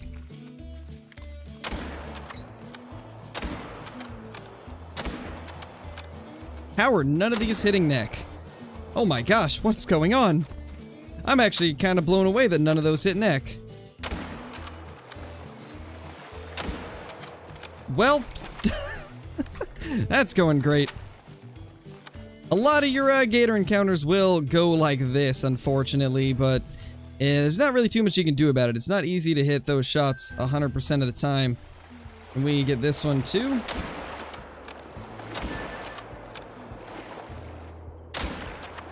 There we go. Managed to get it on the third shot. See, like, even those, they looked good, but they ended up hitting vertebrae instead.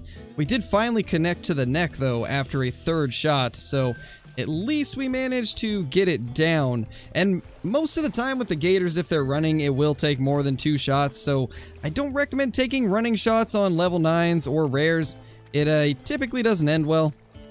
Alright, so we got another one in front of us right here. Let's see if we can get a shot with the 6.5 right into the neck. Yes, that actually did hit the neck, and my gosh, 6.5 kills them so slow. That's almost as bad as the 270. I don't know if I'd recommend using the 6.5 either. I was seeing a few comments saying that the 6.5's accuracy over long range might make it a good weapon of choice for the gators. However, I don't know with that kill time. If you're taking a long shot on them, they just might get into the water before you actually are able to get them down. So that's probably not the way to go. So far, 30-06, 303, and 7 mil seem to be the best options from my experience. Alright, so we got ourselves another gator up in front of us somewhere. I just got a warning call from it. So with this area, there's nowhere it can actually go. It literally has no deep water to go to unless it runs all the way back down here. So we will use that to our advantage and kind of just push it out. Not going to worry about spooking it. We want it to spook and try to get away. So we'll see if we can spot which direction it's going to come from. I believe that's it right. No, that's not it. Where is this gator? Oh, there it is. There's the gator. It's a level 3. Of course it would be. A very small male. There we go. We got a good neck shot into that one, and this is what you're really going to want to aim for is something like that. It's not easy to hit those shots, though. That actually wasn't even a neck shot, though. That was thoracic spinal cord and thoracic vertebrae, so still not even the shot you want, which just kind of shows how difficult the alligators can be to hit when they're running, but unfortunately, a lot of the most time-efficient grinding for the gators is going to be while they're running. So you got to get used to taking those running shots if you're going to make the most out of your time. It will take longer if you try to sneak up on them and make sure you don't spook them, although you might have better luck with hitting your shots on the sitting still gators. But now that we've kind of shown off a few of the best locations for the alligators and shot a few of them, though I will admit not my best shooting or my best in terms of numbers of gators seen, you guys probably will see more. I've been hunting mine pretty heavily, so they've moved around a little bit, but I think it's about time we go ahead and check out the awesome kill that we got during the live stream the other day, where we finally found the 3rd confirmed rare skin type for the alligators, or I believe they're called morphs if I'm not mistaken. I saw a few people in the comments mentioning that they're called morphs, but we finally found a 3rd one. Last time we had found the albino, but this time we finally found the melanistic, and I didn't even know what it was until I had actually shot it and claimed it. So yeah, let's jump into that. Get ready for him.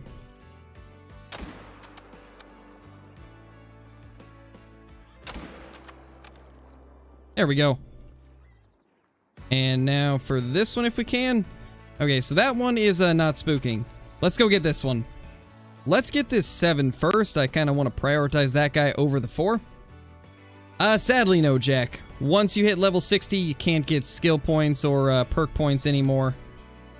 It caps at level 60 so that they purposely have it like that so we can't get every perk in the game. We messed that up. Oh no. We got that one though.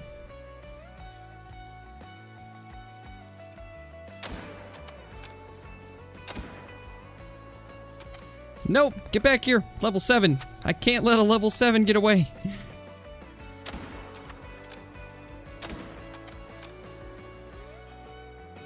You will not get away, no matter how many shots it takes me. Oh my gosh, we got it. Yeah, it sounds about right, Bubbles. That vision of the quail arrows still haunts me. I am so sorry. I was just stating the fact that they're so small, their feathers probably couldn't even make one arrow. I didn't think you'd actually picture a full quail on an arrow. Although, we could... Oh my gosh! No way! Oh, no way! What? Oh! Melanistic? What? Are you kidding me? There's no way. There's no way we just did that. Oh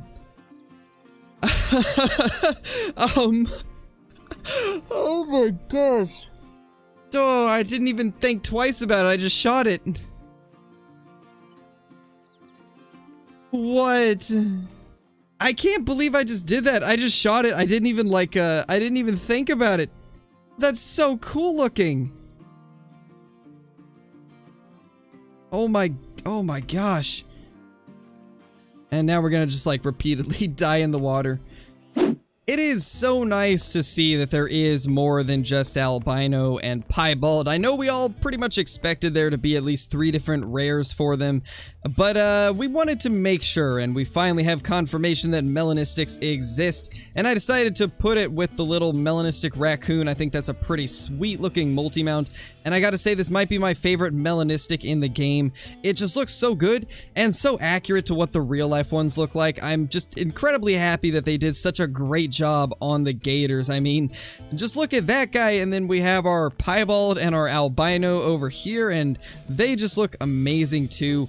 I am just blown away at how well they have done the gators, and the fact that there's 4 piebald patterns too just makes it even better.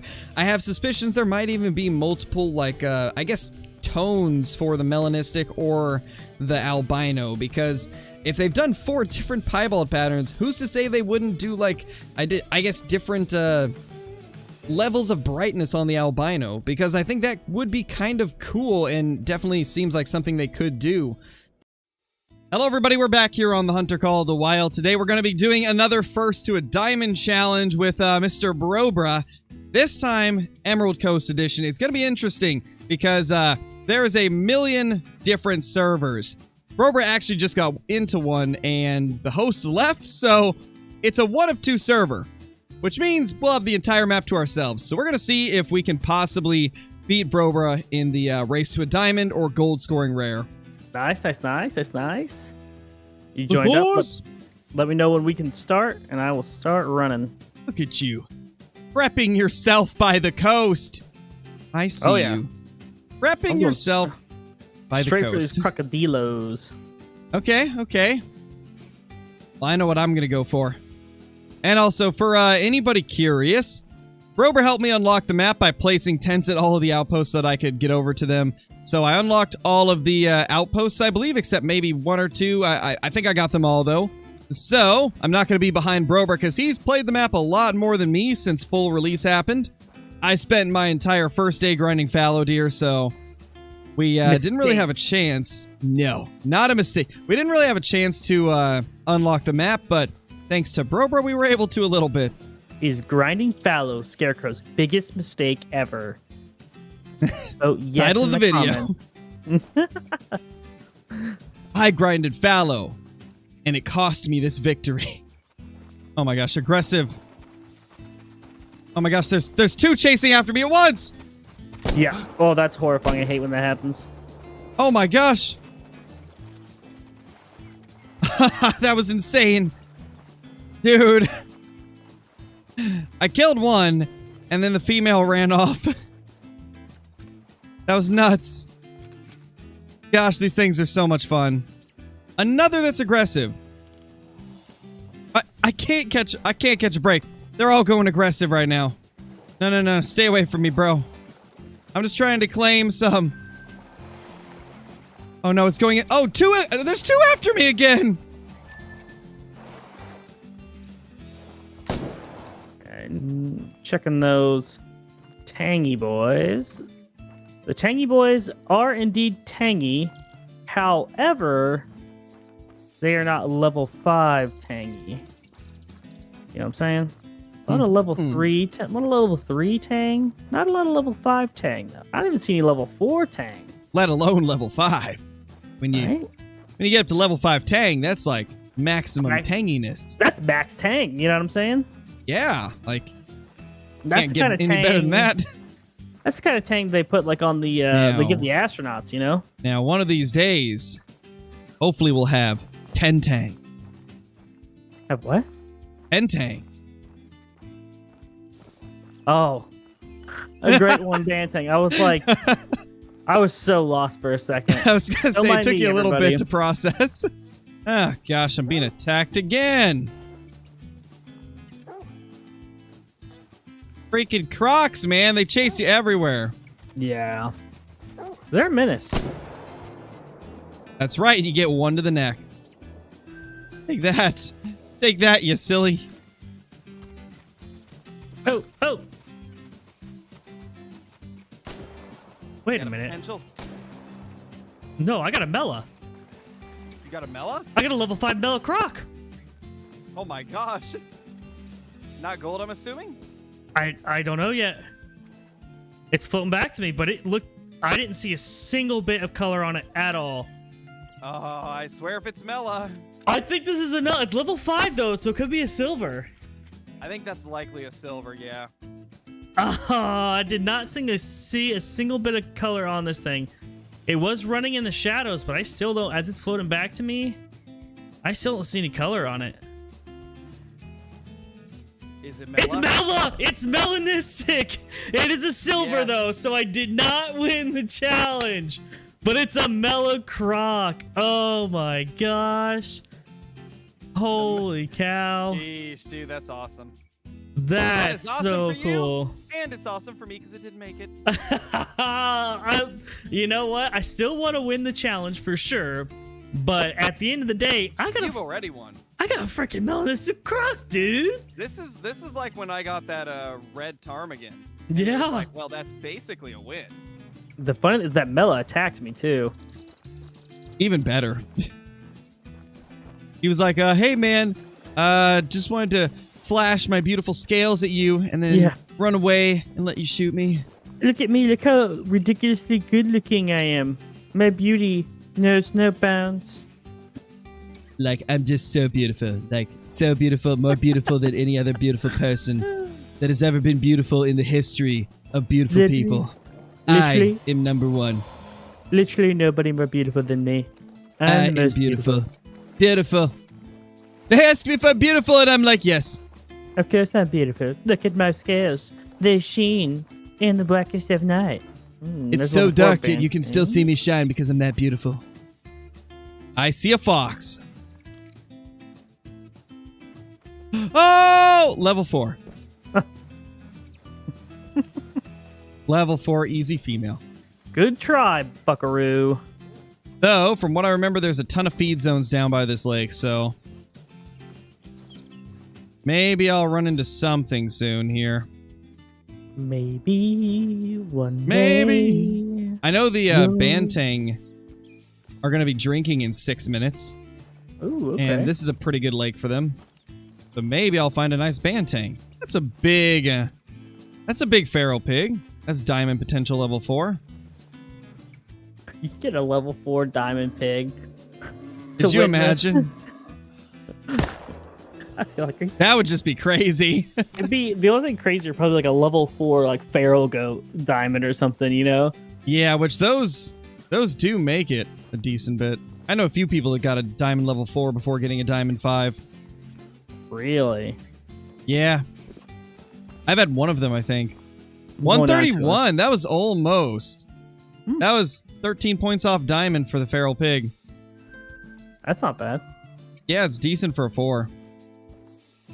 Solid 4 for sure. Little pig. Dude, this spot's a full-on hotspot. Like, I have seen bantang, hog deer, red deer, sambar, fox, feral pig, and now I just spotted a axis deer herd as well. All in this little area. They love this spot. It's insane. Oh yeah, that's a big lake.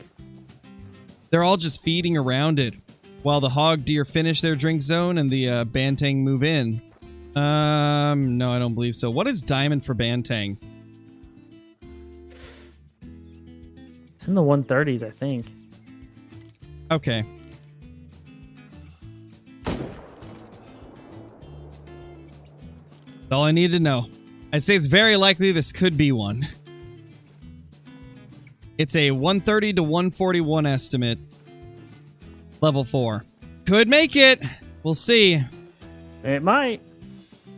Yep, I'm not too familiar with the weight estimates, so I don't know if this is max or not. 800. Yeah, it's max weight estimate then. Max weight estimate 4. If the ones below max weight estimate can sometimes make it, I'd say this one's got a good chance. Yeah, I will tell you, I've shot quite a few max weight estimate 4s, and they've not made it. Okay. All right, here we go. The moment of truth. Will this be a diamond level 4 bantang? It's got a very solid chance. Those horns look really nice. And that's diamond. It's a diamond. Oh, yes! No! It's a 139. Oh. It made it by 2.73 points. And we got ourselves a Nice. diamond bantang. There you go. Oh my gosh. My first awesome. diamond of the new species on full release. Beautiful. That's awesome. That's Let's awesome. go. And gray brown is not rare for quail, right? I don't believe so. No, that's a common. Jeez. Wow, that's not too bad. You got a Mela Croc and I got a diamond bantang out of this. Yeah. That's and it a only took us win-win. 49 minutes. Yeah, that's a win-win. That is for sure a win-win. And all I had to do was go literally across the entire river up the top and then fast travel to the outpost below the lookout tower, and then I just traveled down to the lake, and there he was. Scoured a pretty good amount of the map, to be honest. Yeah, we covered that whole like top right side. The entire lake, yeah, literally everything in the Ruby Coast area we covered, pretty much. Yeah. That's crazy. Well, everybody, I hope you enjoyed this episode of First to a Diamond. We barely beat out Brobra, all because that Melanistic did not make gold. And then we ended up finding ourselves a diamond bantang. But you know what? Brobra gets an honorable mention for that beautiful Mela, because that's not exactly an easy thing to find. Hello everybody, we are back here on the Hunter Call of the Wild, and today I have some awesome news for you guys. They have finally fixed the European rabbits, so they are moving around again, which is absolutely awesome. Now we get to experience these guys to their fullest potential, so let's go ahead and try to get one of these 113, 115 meters away. See if we can get maybe a little bit closer and then try to take a shot on one of these guys, and we can finally see what they're going to be like. So it actually looks like that one right there is a Melanistic, so let's try to take that one out. It's 110 away. I think we should be able to get this. Well, I was going to take that one out until it completely disappeared, so yeah, there's that, but I guess instead we'll take out one of these other ones since that one decided to just disappear on us, so let's go ahead and just take this little guy since he's not moving. And just like that, they run back to their burrows. Oh. Well, yeah, they're working, just it's almost like they get vacuumed into their burrows, so that might need a little bit of tweaking, but I'm just glad to see them moving and working properly, finally. It is super, super awesome that we can hunt these guys the way they were meant to be hunted. So here we go, we got ourselves a 2-scoring one. And a 170. Not too bad. But anyway, now that we got that part out of the way, just wanted to real quickly say that this video is actually going to be a highlights video from the past couple live streams that I've had. We had some pretty awesome kills, including something that Out of all the years I've played this game, I've never been able to find, and we finally got lucky enough to take one out. And from what I've been hearing, it seems like it is one of the rarest things in the game. Obviously, something like the Great One would be much more rare, but getting this is very, very difficult. And that difficult animal that I'm talking about is the Melanistic wild boar. And you guys are going to get to see that towards the end of this video, so if you guys have been enjoying the videos, consider subscribing to the channel. I do post every single day, along with doing 5 live streams a week. With that being said though, let's take out this little rabbit and then get straight into the clips.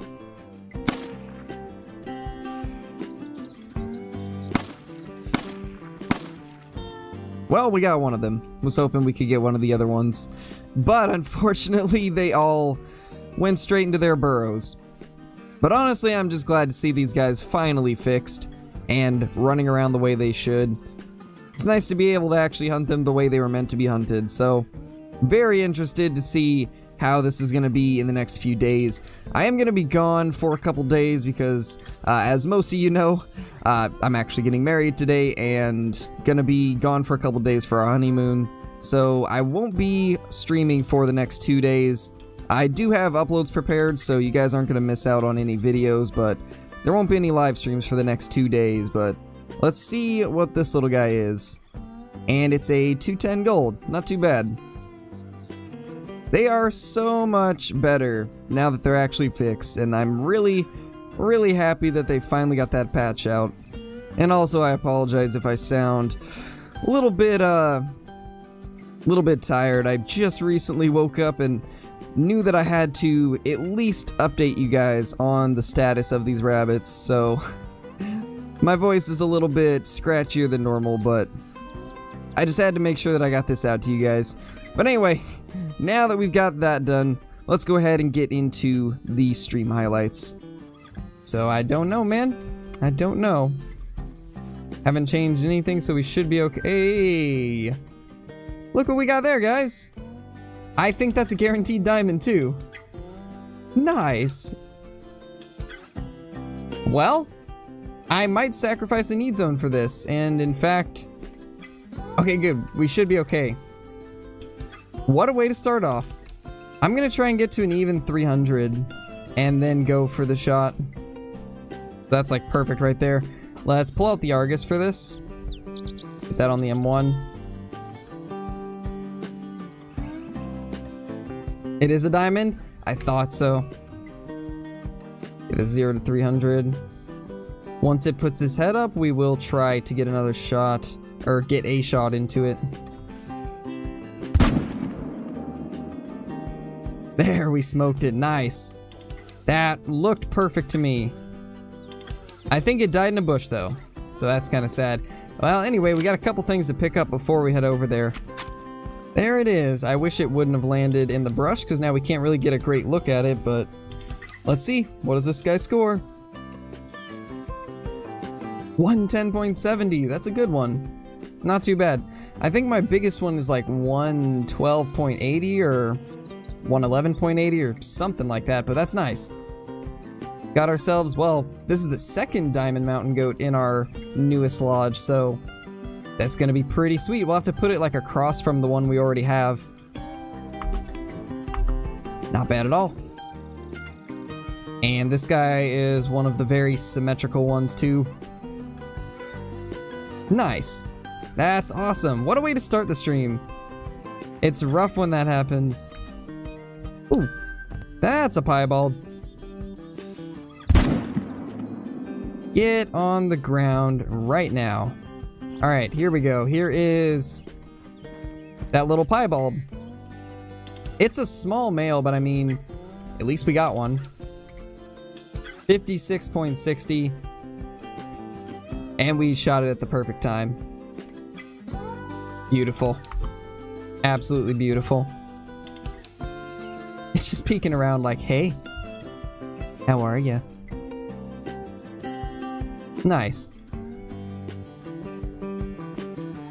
Definitely a strange way to get it down, though. Oh, hello there. Oh, that's a 3! Hold on, wait, what? Just out of nowhere, level 3 turkey. I was gonna spam, and then I saw that it was a 3, and I immediately stopped. I like how it just flies out of nowhere. It just drops right in front of us. That's amazing. Well, hello there, sir. You're gonna make a nice addition to our lodge. Go ahead and claim this thing. 4.60 out of nowhere. Beautiful. Died in a cool position too. That's a really cool pose for a turkey. I wish they had a pose that actually looked like that. That'd be awesome for the mounts. That is super cool. Tax that bad boy. Not too bad. That's a diamond 2 on the day. And of course this one would be a turkey. But I'll take it. I'm glad we hunted the fields today.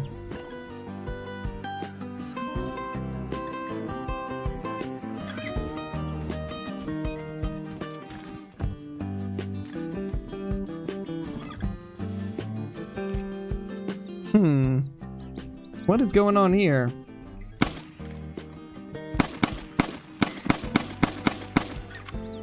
Took care of that. I took 2 seconds to say goodbye to my fiance because she's heading to work, and we have a turkey come say hi to us. Very interesting. Oh my gosh.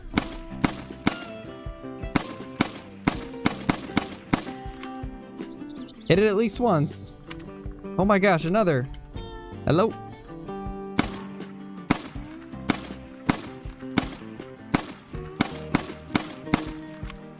I think we hit it, yeah. So much harder to aim with iron sights. There's a turkey. Oh my gosh, what is going on? That's a 3 also. What is going on today? And we got a headshot on it. What is actually going on? Oh my gosh. Oh my gosh. I guess the grinding for cash I was doing the other night has paid off. I was going around on Silver Ridge and killing off a bunch of stuff. And I guess it paid off. Well then. I did like a huge run on Silver Ridge 2 nights ago. I think I went from like well, what was I at? I was at 1,150,000 or something, and I ended at 1,270,000 or something like that. And I guess all of that grinding paid off, man. That's so cool to see. Another diamond turkey. I don't even know what to say anymore. This has been insane. There we go. Get a picture of that. Let's hope it's a big one. Let's hope it's bigger than 4.6. That's been what a lot of our recent... Yeah, 4.6, kind of figured. I was going to say that's been what a lot of our recent ones have been, but... Jeez. And we didn't get head. We got upper neck. It was close to head, though.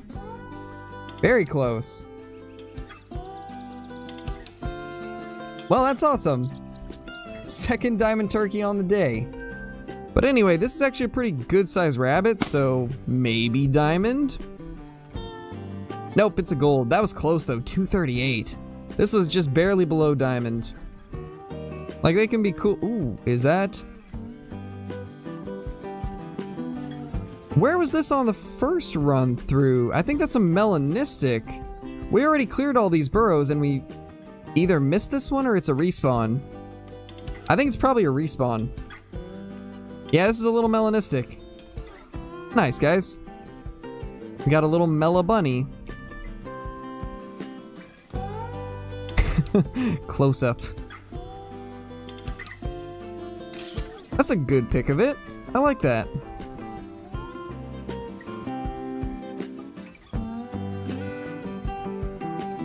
Oh, that's cool. I like that a lot.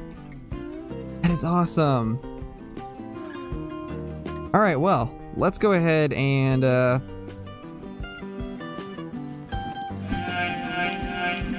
my gosh. Mouflon Flashbang. Squish coming in with another super chat. Going to make a bacon grilled cheese. Oh my gosh, that sounds amazing. I haven't had a bacon grilled? Wow, I can't speak.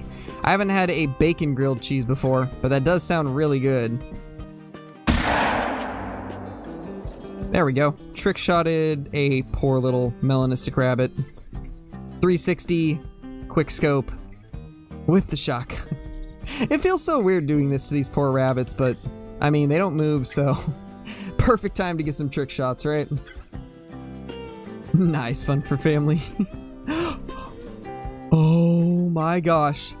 Wait, what is this from? Melanistic. Please be a fallow deer. Wait, a melanistic wild boar? Are you kidding me, guys? What? Oh my gosh. Oh my gosh, this is so rare. Oh my gosh. I can't believe that. Let's go track this guy down. Wow. We got the tracks of a melanistic male wild boar. This is gonna be such a cool trophy to get. Oh my gosh, I am more than excited right now. This is gonna be so cool to see. There's a warning call. We got a warning call from him. He's right over the hill, it looks like. Oh my gosh, I can't believe that. That's so cool. I don't know the weight ranges for wild boar because I rarely hunt them. So I hope this is a good sized one. Oh, it's right there. It's right there. Oh my gosh. Okay, this is our shot right here. We got it. Oh my gosh, we actually got one. It's rare enough to get like a diamond boar, but to get a melanistic one, that's like ridiculously hard to find. I think this actually might be harder to find than a melanistic red deer male. Wow, that is so cool. He died in a decent spot too. We're actually going to be able to get some semi-decent pics. Oh yeah, you can definitely tell that it's darker than other boars. That's so cool. Ah, there's no way I can get a good spot to claim it though, so we'll just have to... Guess that'll work, kind of. Oh my gosh. That is so cool. Melanistic wild boar. But unfortunately, yeah, there was no really good place to claim it. Wow, that is ridiculous. This might be one of the coolest things we've killed in a long time. Alright, so we are now in the trophy lodge, and here is that piebald pronghorn. 56.6, so it's not really a big one.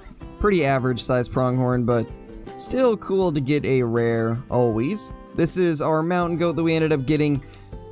We already had one, as you guys can see, and it was actually a higher scoring one, but can never have too many of these beautiful mountain goats. Here is the couple turkeys. I'm not actually sure which ones they are. It's hard to say. It looks like it's these two because they have the same date, I believe. No, it's actually the two on the ends. Alright, so yeah, the two on the ends are the ones that we got in this video. And then the one in the middle is actually from a different hunt. You guys will be seeing that video a little bit later. And right here is that melanistic wild boar. I am still so excited and surprised that we ended up actually getting one of these. Especially after not finding one for the 4 years the game's been out. And for those of you that have been asking, yes, the game has been out for technically like 3 years and 11 months or 3 years and 10 months or something like that. Most of you probably don't know the game actually did have a closed beta around the end of 2016, so that's why I say 4 years in my titles, because technically it's been around 4 years. So now that that's out of the way, let's take a look at this guy again. Absolutely beautiful trophy. Definitely one of the coolest and rarest things we've managed to find as of recent, and I'm just honestly extremely happy that we even got the opportunity to take it out. Now we just need them to add a nice multi-mount for the wild boar. I'm actually not sure if they even have any currently, but I'm pretty sure they don't. And I would like to see some multi-mounts for the wild boar and the warthog. I think that'd be really nice. Hopefully we can get some of those soon. Hello everybody, we are back here on the Hunter Call of the Wild. I did not expect to be making another whitetail grinding video so soon. I know a lot of you have been getting tired of just whitetail videos, so I didn't want to do another one this soon, but I kind of have to now because we managed to bag a super rare. I was just doing some of my daily grinding after recording a couple of videos, and of course, that's when we end up getting something. And at first, I didn't even realize that it was a super rare. I was pretty certain that it was gonna troll, so I didn't get nearly as excited as I would have been if it would have been guaranteed diamond. If you guys have been hanging out in the live streams recently, you'll know that we've had 2 piebalds fall just short of diamond recently, to a point where I thought both of them were going to make it until I looked at the score estimates. The first one, I looked at the score estimate, and it was a couple points below diamond. The second one, the top estimate was exactly on diamond, and piebalds always score at the top, so I just assumed that it was going to make it, and then I picked it up, and it didn't. It fell short by 0.06, which is quite tragic.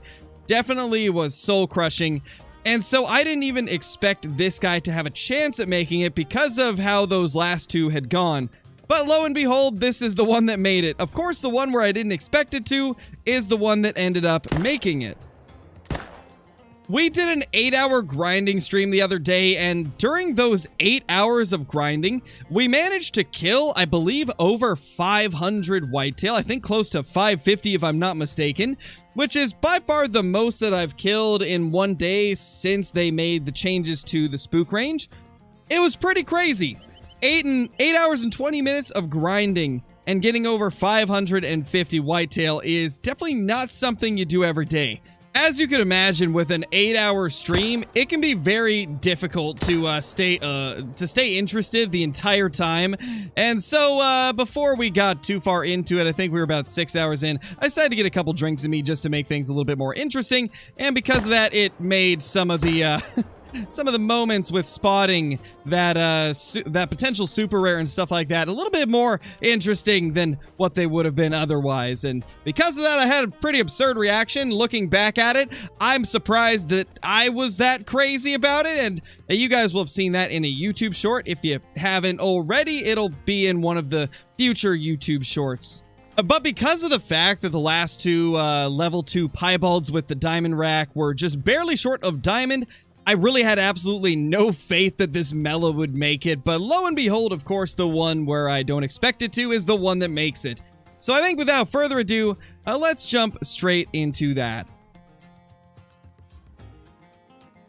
Oh my gosh. Oh my gosh. Are you kidding me? What has been my luck with level 2 rares with the diamond rack? Oh my gosh, that is ridiculous looking. Now the question is, will this actually make it? I've been getting screwed over the last 2 times. We had 2 piebalds that fell between 1 and 2 points short. Actually, one of them was 0.06 short of diamond. Oh my gosh, there's no way that this...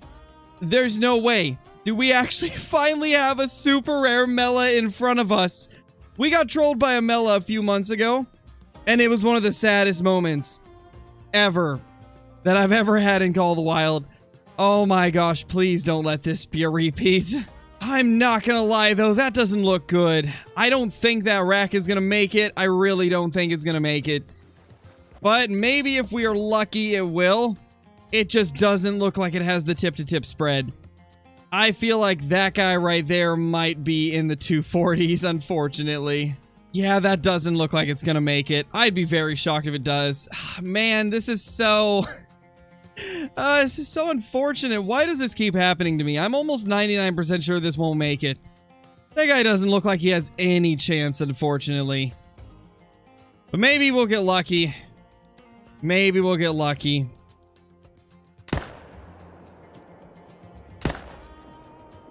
Please let this thing be the Melanistic super rare that I've always wanted. If it is, this will be one of the greatest trophies we have ever killed. The moment of truth. Let's see what this guy is gonna score. Please tell me it's enough. You know, now that I'm looking at it again, that might be wide enough. I don't want to jinx it, though. Oh my gosh, it is! It's a super rare Melanistic! Finally! Of course, that's the way it would happen. The one time where I'm questioning if it's gonna make it, that's when it actually does. And the two piebalds we had over the last couple weeks that were a couple points short, I immediately thought they were super rares. But this guy right here, I didn't even begin to think that it could have been, and it was. Oh my gosh, that's insane. We finally have a Melanistic super rare. After 32,000 plus kills for Whitetail, this is the first Melanistic super rare we've ever had. I'm blown away that we finally have one.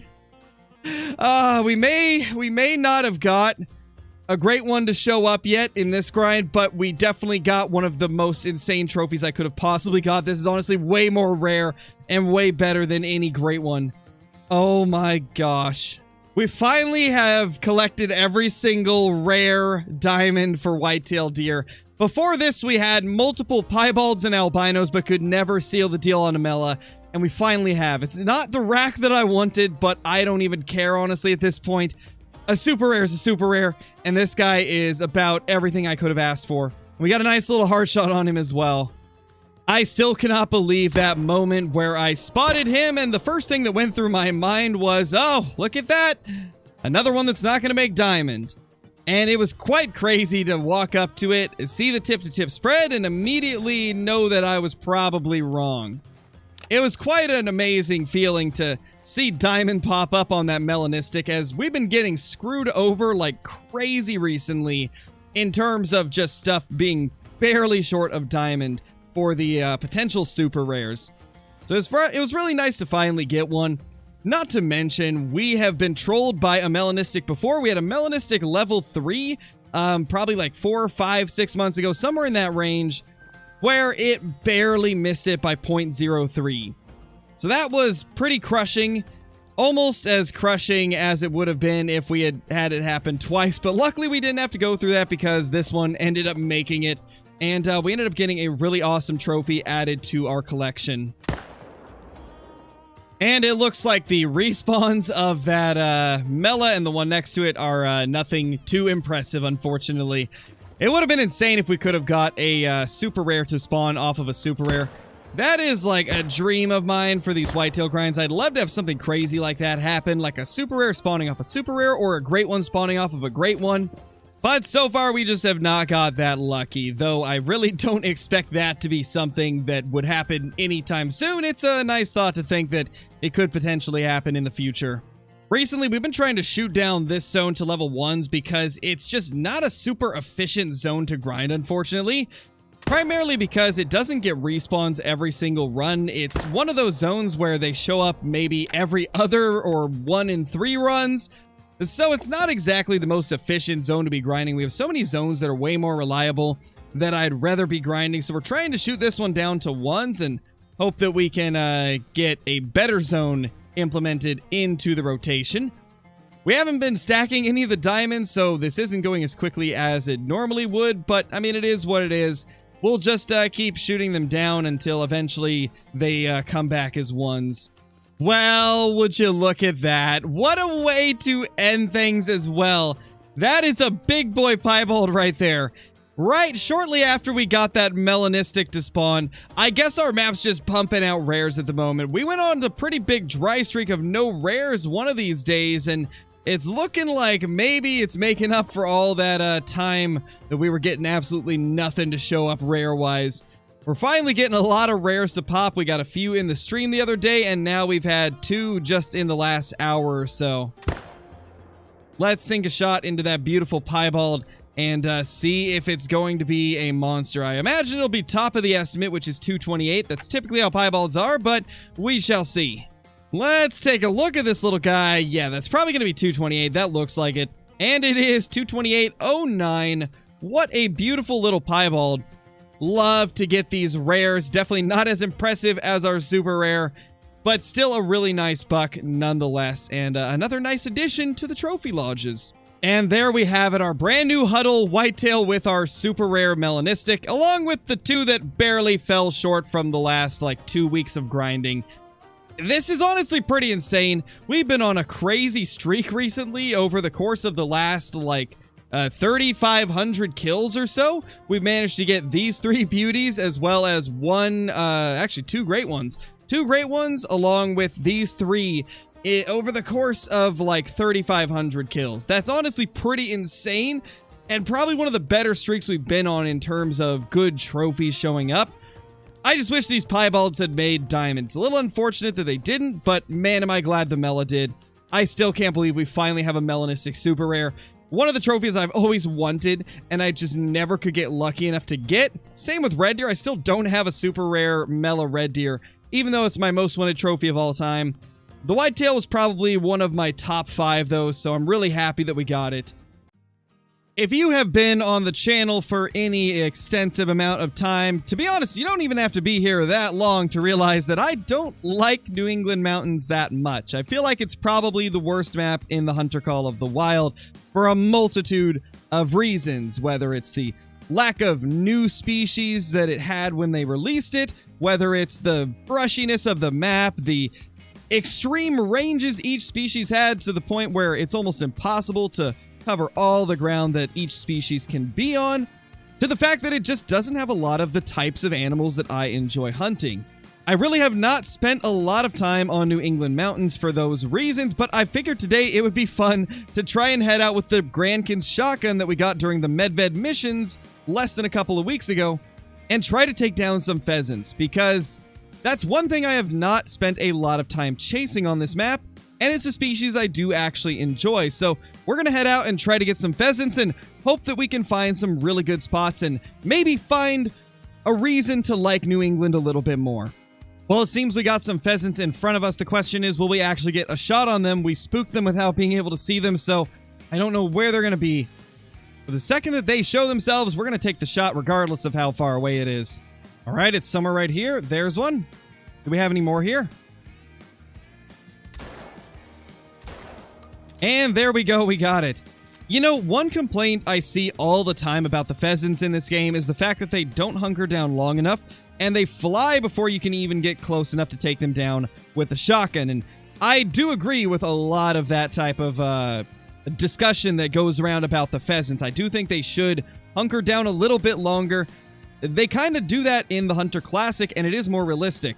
They hunker down until you get within probably 5 to 10 meters of them, and then they'll fly off, which is a bit more realistic because in real life, they just don't immediately fly away. They're going to hunker down, try to hide from you. If they feel threatened, then they're going to fly off. But typically, they try their best to not have to move because in a lot of cases, just not moving may be enough to keep whatever's going after them from actually being able to see them. There we go. And I think we missed both of those shots. That will do the trick, though. So we did end up getting him. Just not exactly the greatest shooting, but at least we got him. So there is our little pheasant grounded. Okay, that makes no sense. I still don't understand why we get a grounded score when he's clearly not even at the point of trying to land. I guess it's because he had started hovering a little bit lower. I don't really know. It's always never really made sense why we get a grounded score in some scenarios. It is what it is, though. There's not really anything we can do about it. Well, there is a turkey over there. Let's see if we can pop a couple shots into it. I don't know if that's actually going to hit, but, you know, it's worth a shot. No way! Oh my gosh! No way! Holy crap. Oh, and the turkey died. But oh my gosh! That's a melanistic track, and that's him! That's him right there, that has to be. Oh my gosh, there's no way we're actually going to get something good off of New England. There's no way. There is absolutely no way something good is going to come off of New England. There it is. We hit it. Oh my gosh, there's no way that just happened. I guess this is what happens when I say how much I hate a map. It tries to give me something to make me not hate it as much. That is ridiculous. There's absolutely no way that this just happened. A melanistic pheasant. It's only a level 1, but to be honest, I don't care one bit. That is such an amazing thing to find. The Mela Pheasant has always been one of my favorite trophies in the game. I got one back on Rancho shortly after the release of Rancho, and ever since then, it's been one of my favorite things in my trophy lodge. I never thought at all that I would have 2 of them one day. This guy's nowhere near the size of our other one. In fact, this guy's not even close to being a gold, but he is still a Melanistic, and that is ridiculously rare. That is so insane. Well, I can tell you somebody who's going to be kind of jealous. Brobra has been after rare pheasants for a very long time, and diamond pheasants, and has not been able to get them. So I think at some point we're going to have to talk to Brobra and see what he thinks of this. Well, what do we even do now? I mean, we started over here, went along this ridge line, cut down from here, went over to this spot, cut across this way, and then found it right here. I still have a lot of ground to cover, so the video is nowhere near being over. We have a lot of area that I wanted to go to. In fact, according to ProXCK's pheasant hotspot map, there should be a pretty good area like through this spot, so I'm going to head down there and see if we can find ourselves some more pheasants. Soon after. You want me? Oh. Yeah, I have a few questions for you in relation to the video I'm doing. Few answers. Let's go. Okay, everybody can hear you. So, this will be in the video. So, question number 1. You're like the bird and small game guy, right? Some are saying. Okay, what are some of your favorite bird trophies for upland birds that you still don't have? Diamond black grouse, diamond pheasant. Those are the 2 like more common ones. The uncommon one, I guess, diamond quail as well. The ones that I don't have that are more rare would be a diamond hazel grouse. Okay. Any rare pheasant, especially a super rare pheasant, is what I want the most. They both look so cool. Okay, so what if I told you I'm currently doing a pheasant hunt here on New England? I would applaud you for doing a pheasant hunt. What if I told you I killed a level 1 melanistic pheasant? Oh, man! I want one of those so bad! I know! The second I killed it, I was like, oh, you know who's going to be really bad? Brobra. He's going to be so jealous. Oh, dude! Oh, my gosh. Yeah, I found the tracks of a level 1 male pheasant, right? And I started tracking it down. I grabbed the disturbed veg, and it said melanistic, and I was like, no way. There's no way. Was on your New England? Yeah, it was. It was on my New England. God, I've been hunting your New England like crazy. You did. It's come from me. It could be. It could be. It's like it was like right in the middle-ish of the map. Actually, was it? Yeah, it was kind of in the middle. Well, that could have been me, but I usually hunt the fields. Yeah, it's like top left a little bit in the mountainous area. Okay. Yeah, I just can't believe it. I was just jaw-dropped that New England actually gave me something good. Well, thank you for making a cameo in the video to answer that quick little question. That was it? That was the whole cameo? Just to roast me? Are you kidding me? I just wanted to tell you about it. Wow, that's it. That's the whole. I'll tell you what. We'll do a video later on Angler. How about that? All right, that works for me. I do have to go babysit tonight for a little bit, but I'll be back. Alrighty. Well, thank you for dropping by, bro. Yeah, no problem. Later, buddy. Later. Well, there you have it, guys. That's what he thinks of the melanistic pheasant. There they are. There are some pheasants. Okay, they're all landing. No way. Oh my gosh, I thought that was a rare pheasant for a second, but it's just a fox. Okay, I was gonna say that would just be ridiculous if we had another rare pheasant, but it is just a fox.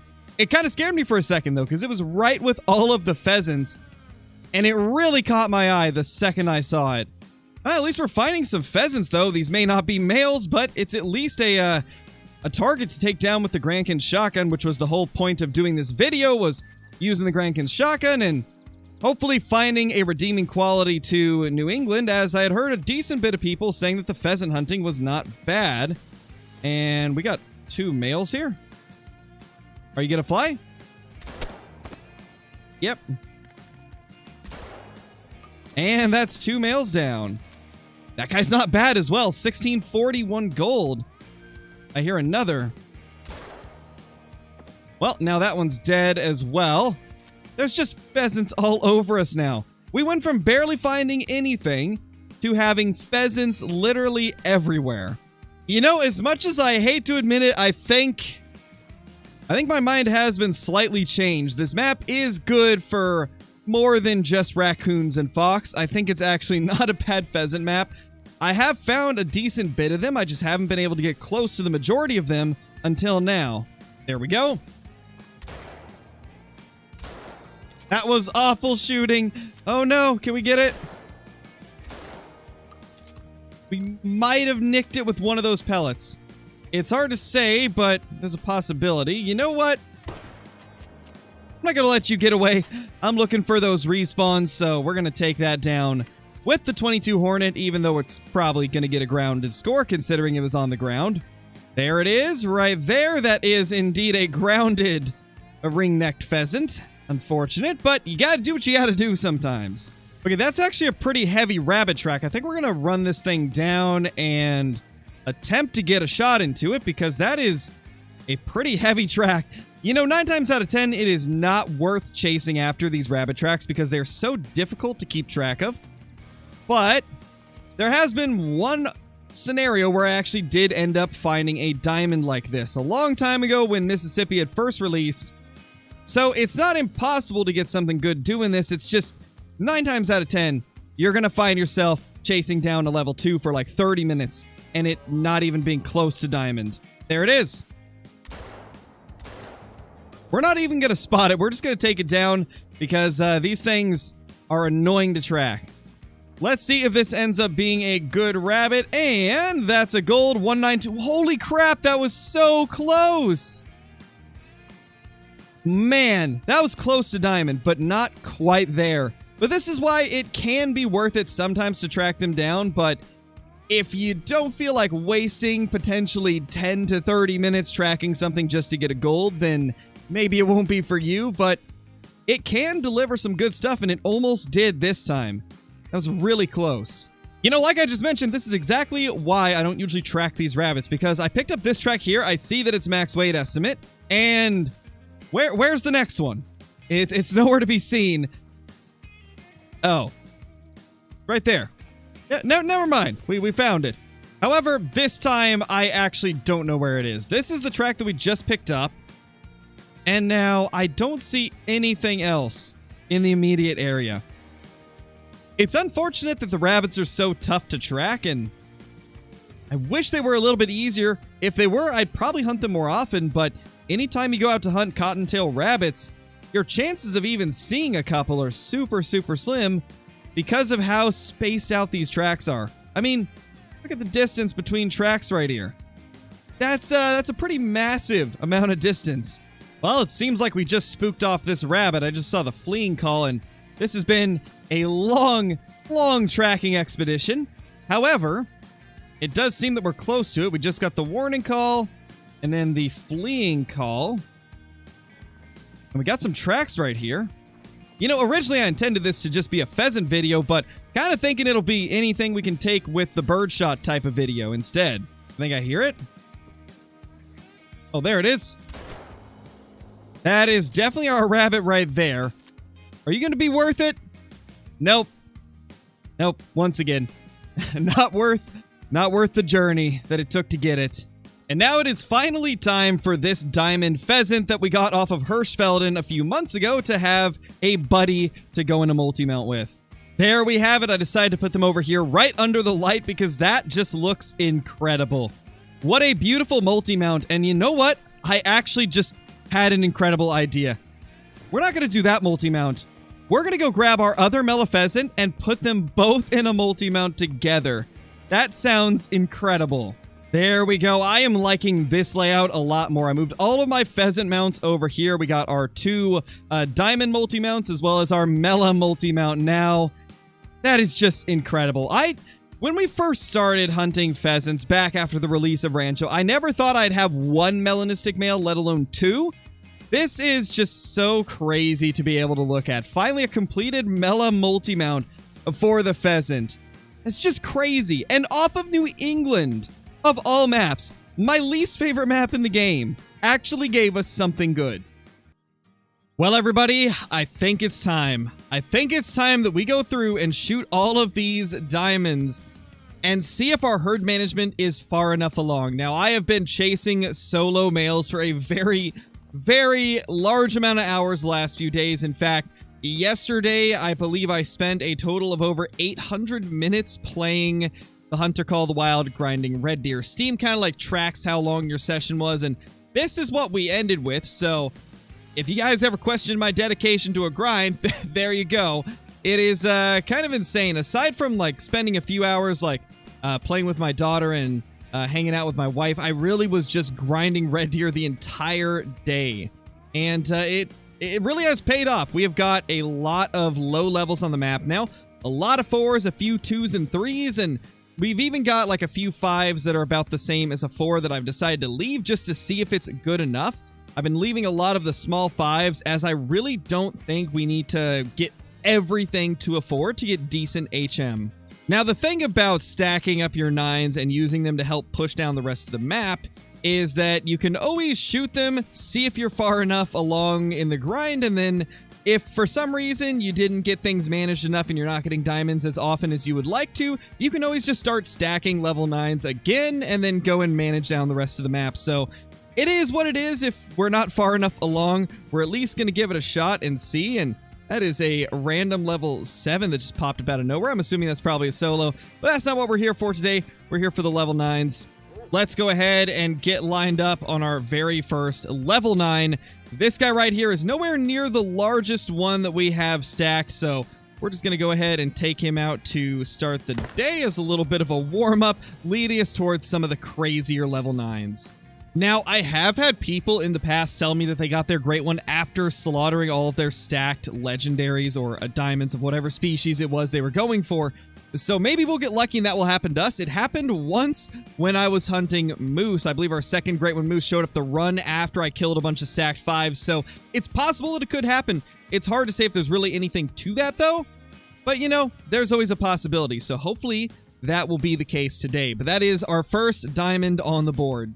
So for zone number 2, we have a level 9 that is likely going to be a troll. And then we also have one of our nicest level 9s that we have stacked on the map right now. So we're going to prioritize this guy as he is guaranteed to make it. However, this one will not make it. This rat cannot make it. So we're just going to take whatever shots we get on him. And probably going to claim him last because he has absolutely no chance of being a diamond.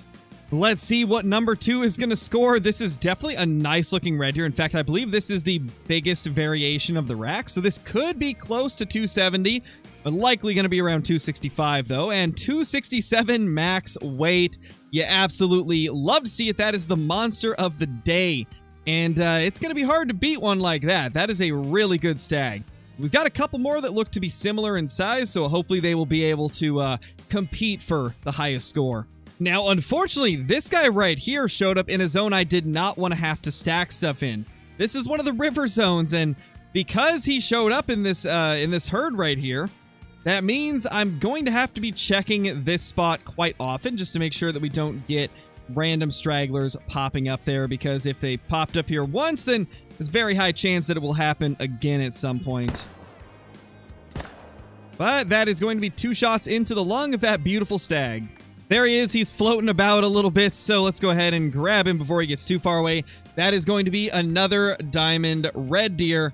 That is absolutely beautiful.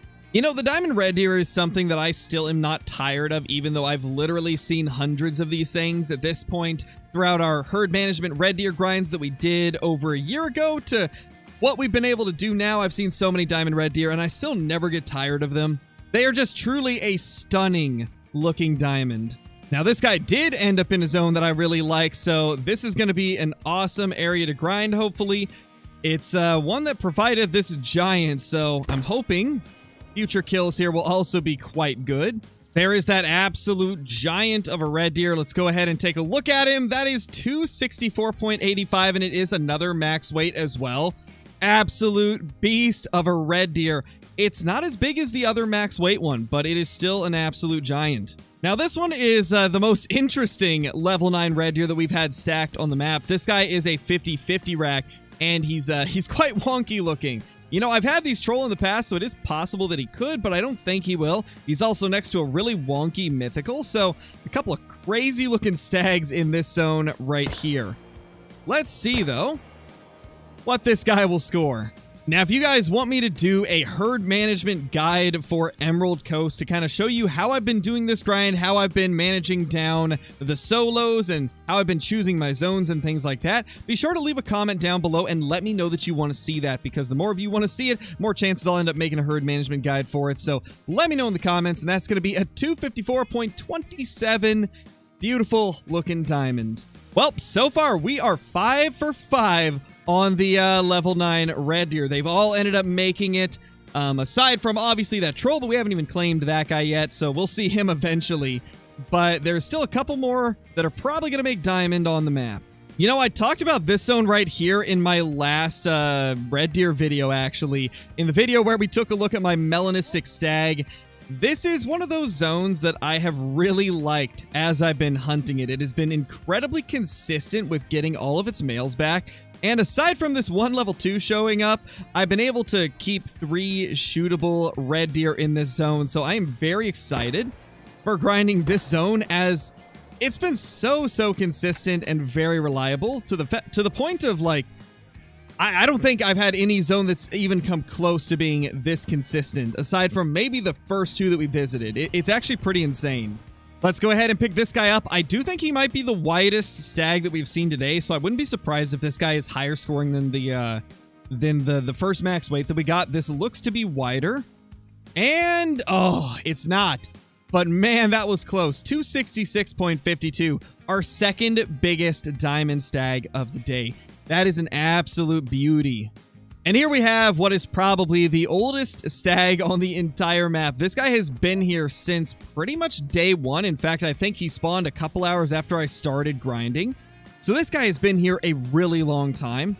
And it's going to be nice to finally get to take him down.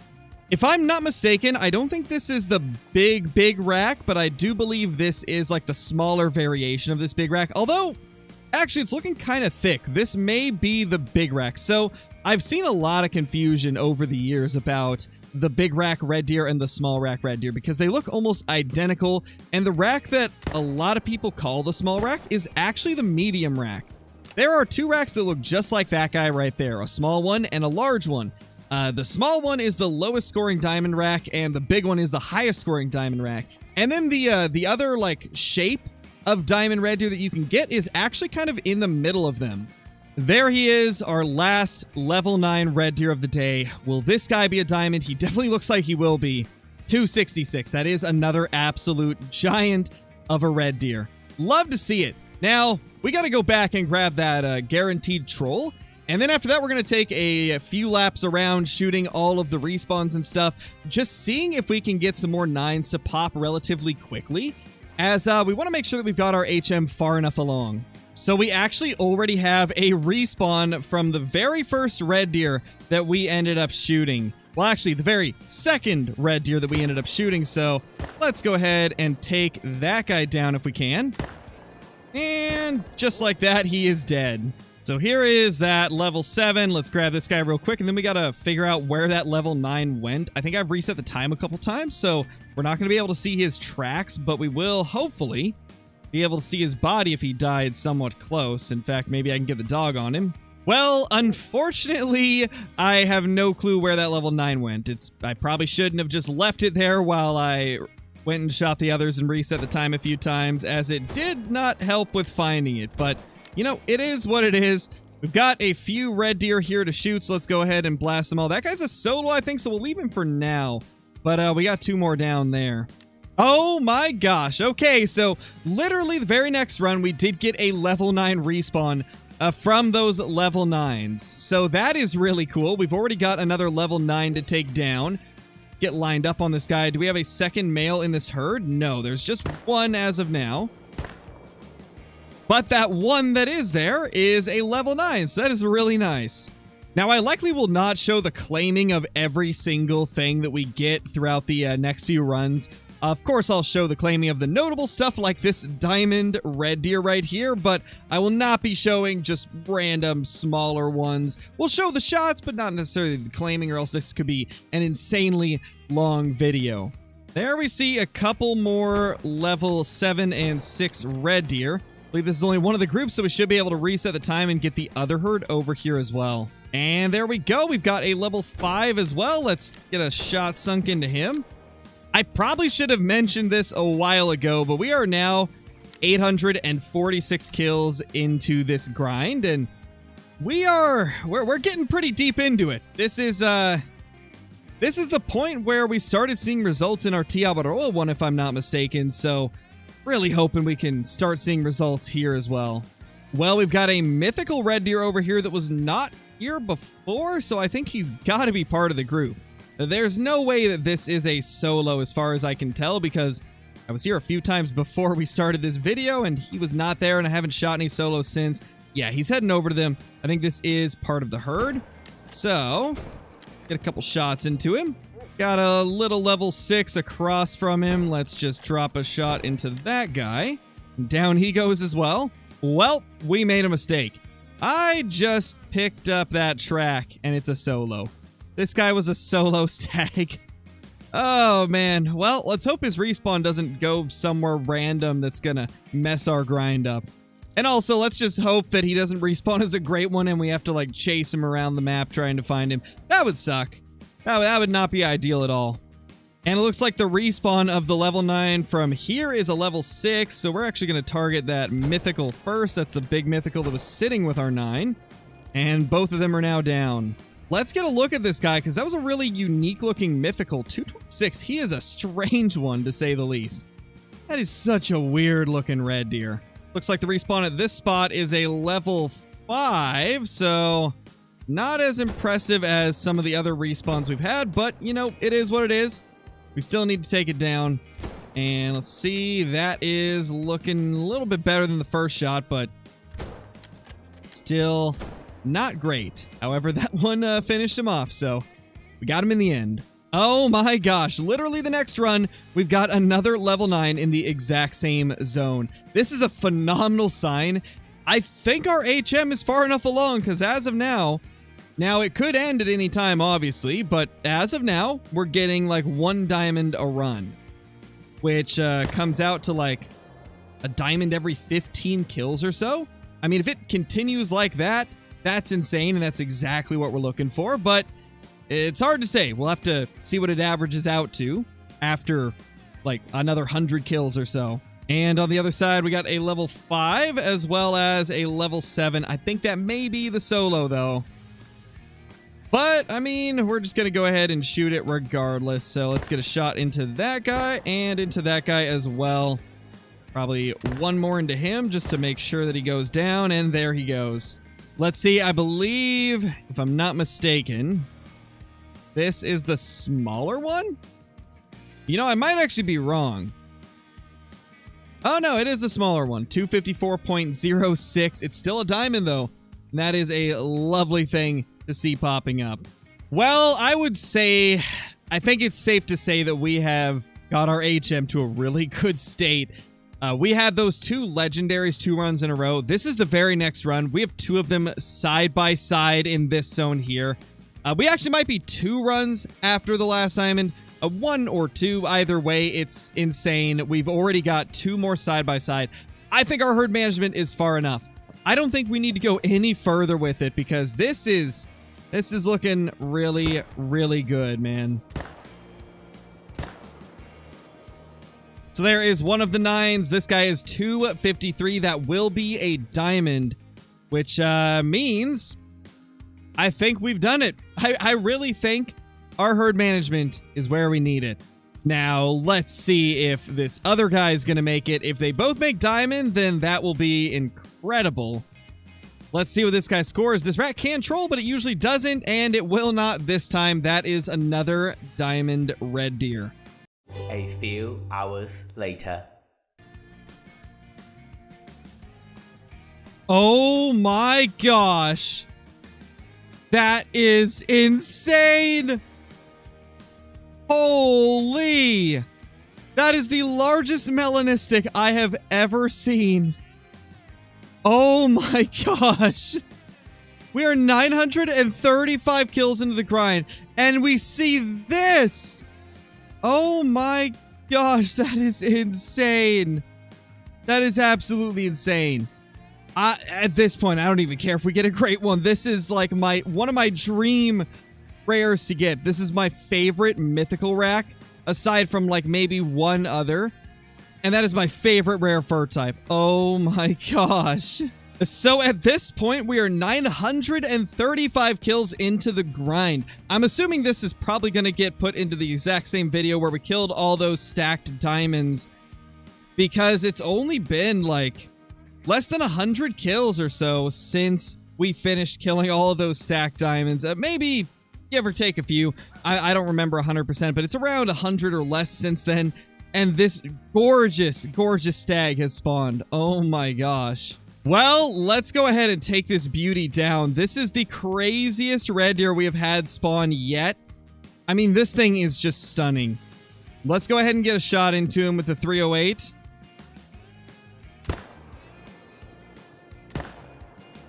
And that should be a vital hit. It is. He's going down. That is absolutely incredible. I can't believe it. We just got a Melanistic not that long ago. In fact, it'll be the last video you guys saw on the channel. And now we've got another one. And it's even better. This is my biggest Melanistic to date and probably my favorite rare red deer I've ever killed. I am absolutely blown away at this. Look at him. Oh my gosh. Literally my second favorite, or maybe even favorite, not Melanistic. Gosh, I can't even speak. I'm so in shock at the moment. It's literally my favorite or second favorite rack. Look at how thick this rack is. The mass on this is insane. And it's only like 20 points below being a diamond. That is so incredible. This is everything I could have asked for in a Melanistic stag. The only thing that would be better is a diamond, and even then, I don't know if it could look as good as this. This is incredible. It's just crazy to see how my luck has turned around for Melanistic stags. On the Tiawaroa grind, I had such terrible luck with Melanistics. I only got 2 of them throughout a 20,000 kill little grinding spree that we did, which is ridiculous.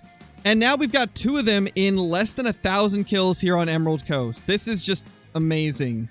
Well, thank you guys so much for watching. I still cannot believe our luck with the Melanistics recently, going from having only a couple of them over the course of 20,000 kills off of Tiawaroa back when we did those red deer grinds, to getting 2 more within 1,000 kills on this Emerald Coast grind.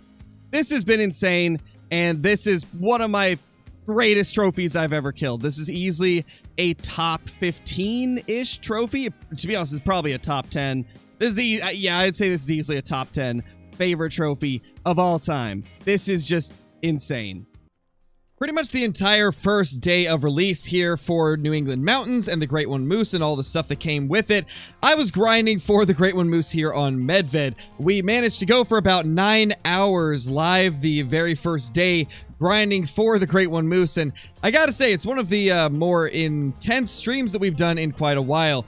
It was 9 hours of just searching for zones, smoking moose, and one very insane trophy that we will get to eventually. But throughout the last day or two, there's been a lot of talk about a lot of the issues that arose with this update and a lot of the things that we were not told about until it dropped. And though I am quite annoyed with a lot of the stuff that has happened, including just not telling us that the fur types for the Great One Moose were going to be rares and that most of us will get a common fur type moose, but there's been a lot of bugs that have shown up as well. And well, at this point, most of you guys already know what those bugs are, and we've talked about them extensively throughout the live stream that we did that day, so I'm not going to get too deep into them today, as that's really not the focus of this video.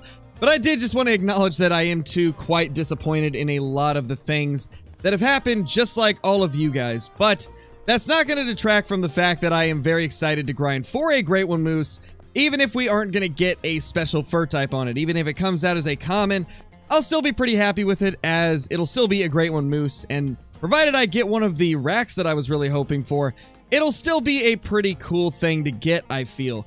But nothing is going to top the trophy that we got on day 1 of the grind, and we will get to that soon. But first, we're going to kind of go over the zones that we have found and what our grind is looking like currently. Now, given this is definitely not all of the zones, but as of now, these are the zones that I have found. You guys will see 2 images pop up. One of them will be the top half of my map, and the other half will be the lower half of my map.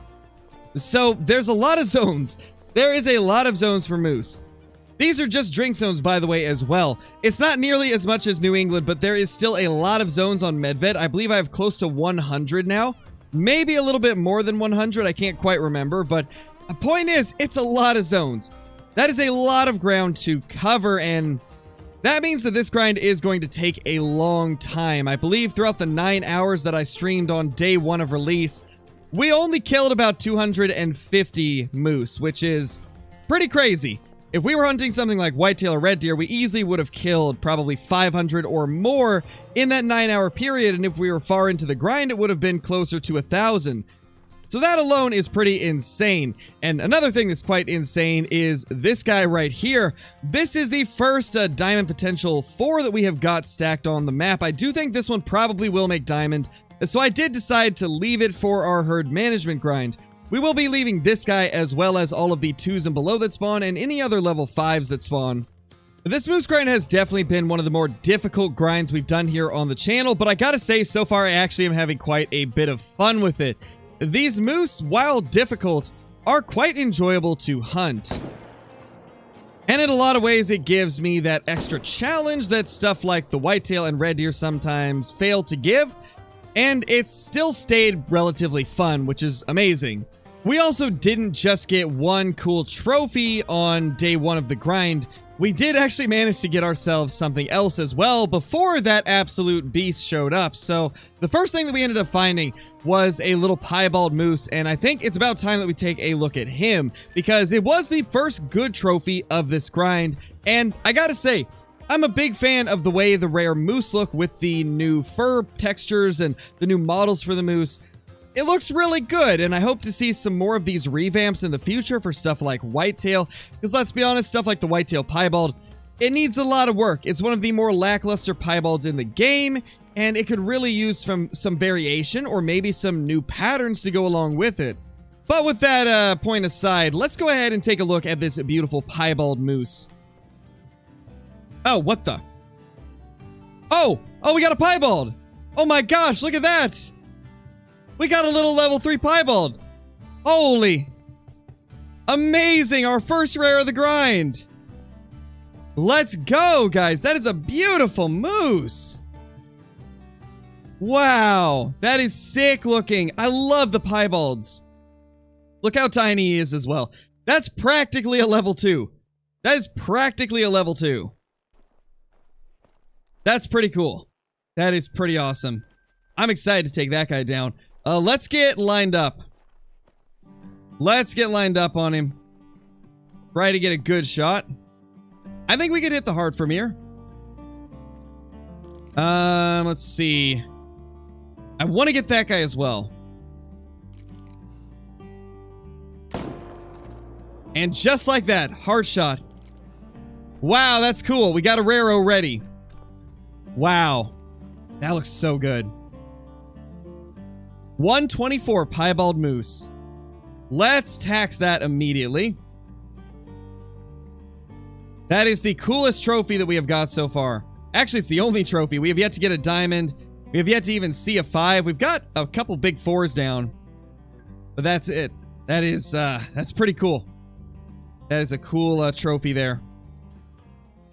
Another thing before we get into the main part of this video that I should probably clarify is, when it comes to this whole issue with the fur types for the Great One Moose being rares, I know a lot of people are disappointed in that fact alone, but for me, the disappointment lies more in the lack of clarity from the developers on the fact that it was going to be all rare fur types that they were showing off. They were showing off all of these cool fur types as if they were going to be just the commons that we could expect on every Great One, and that gave a lot of people a reason to grind for the Great One Moose. A lot of people wanted the Great One Moose because of the fur types combined with the racks, and well, I just don't feel like it was a good idea to not tell us that they were going to be rares. That is by far the worst part of this in my eyes, and though I'm sure some of you, like I said, are probably just disappointed in the fact that they're rares, for me it's more about the fact that they didn't tell us that they were going to be rares. If they had come out and immediately told us, hey, these are going to be the rare fur types for the Great One Moose, I would have been like, okay, that's pretty cool. I guess I've got something good to grind for that's going to take a while to get and I may never get. But it's the fact that from the beginning, we all thought that it was going to be just the normal fur types for them. And then that combined with all of the massive amount of issues that happened with this update, it just left a bad taste in a lot of people's mouths. So it's hard to say what's going to happen going forward. I really hope that they're able to kind of iron out some of the issues, and I hope they do something about the Great One Moose's fur types. I hope they make it either so they're not absurdly hard to get like a normal, like super rare or something like that, but it would be nice to see them at least give us a little more clarification on exactly how often we can expect to see these, or maybe even in the future tweak them to make it so we can get the desired results from it.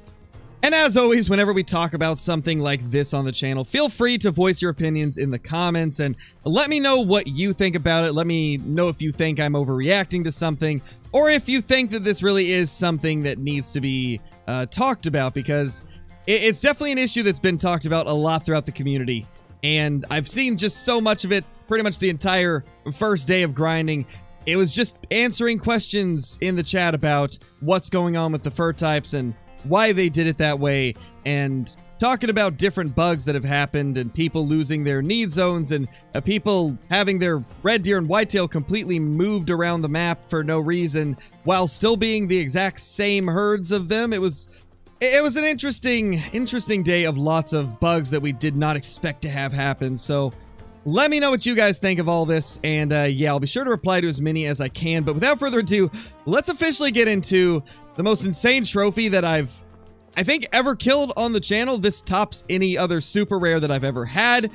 And it's crazy because while this is probably the rarest trophy I've ever killed, it's still not the Melanistic Red Deer Diamond or the Melanistic Whitetail Diamond. Those are the two that I have grinded literally hundreds, maybe even thousands of hours to get. And I keep getting the trophies that are, to be honest, more rare, but not what I was chasing after, so that's kind of crazy, and kind of hilarious at the same time, but I'm still happy regardless. It's still super cool, don't get me wrong. I'm very happy with it, and I gotta say, it's gotta be one of the most insane reactions I've ever had to a trophy as well, because it was the last thing I expected to see while opening up my map and discovering all of my need zones.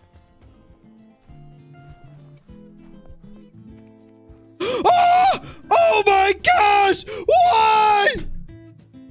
Oh my gosh! Ah! What, dude?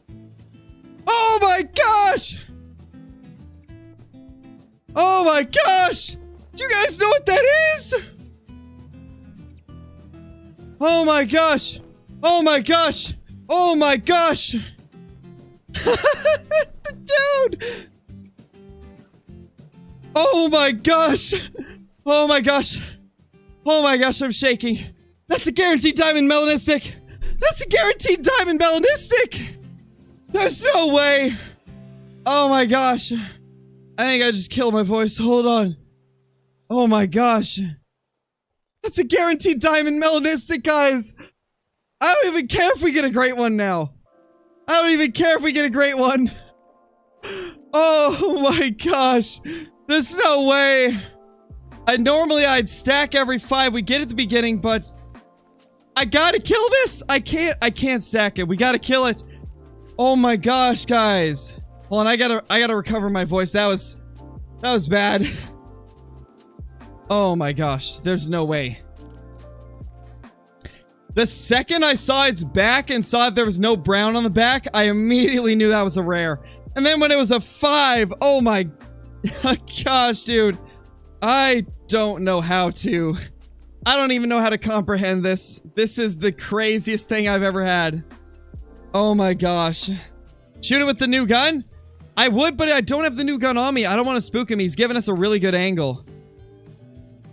Yeah, I'm not going to risk it, Blitz. I'm going to go for lung for sure. To be honest, if I miss the heart, I think we'll still hit lung. If I move to the side, I think we will. Oh, he's facing us now.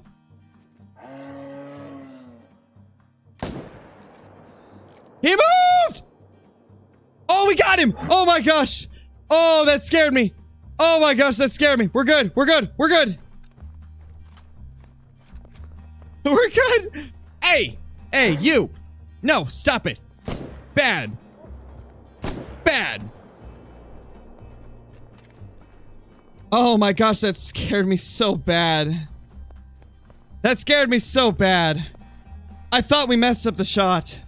It moved as I shot, but we're okay. We're okay, and that's all that matters. Hey, Pro XCK, how's it going, dude? Man, you made it just in time. Oh my gosh. Where did it go?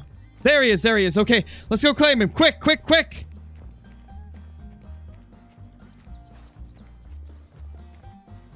Oh my gosh, 285 Melanistic Diamond. Tax, quick!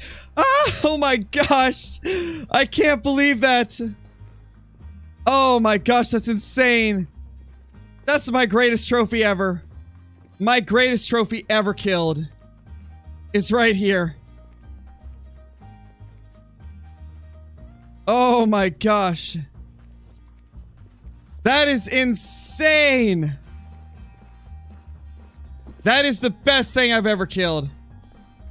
Oh my gosh, I freaked out so bad when he moved. I thought we might have lost him, but luckily we still got the lung.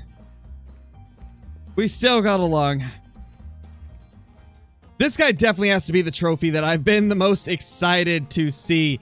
I have been looking for a Melanistic Diamond for quite a while, whether it's of the red deer or the whitetail. I never expected it to be a moose, and honestly, I'm pretty happy that it was because this guy looks absolutely beautiful. And until we get a male bobwhite quail to put in a multi-mount with him, we're just going to have him right here on the wall. But I do think he looks good with our other rare moose. We've got ourselves a few rare moose that we've killed over the years, but nothing really compares to this guy. And I just can't believe how lucky we've been in the last couple months. Throughout the whitetail herd management grind and now this, I have no words for it. And honestly, at this point, I don't even care if we get a great one moose because we've already got something that's probably going to be better than a great one moose. This is by far going to look better unless we somehow manage to get one of those insanely rare fur types for the great one moose. But I think regardless, this grind has already been worth it just for this trophy alone. And I cannot wait to see what we manage to get further into this grind. This guy right here was found 6 hours into the grind, and if you haven't seen the stream where we found him, I definitely recommend you guys go and watch some of that, especially the moment when we did spot him, so you can see the whole, like, unedited, uncut version of it. It will be here on the channel for you guys to watch. But anyway, thank you so much for watching. This is the best trophy that we've ever killed, and I will see you all in the next one. Peace!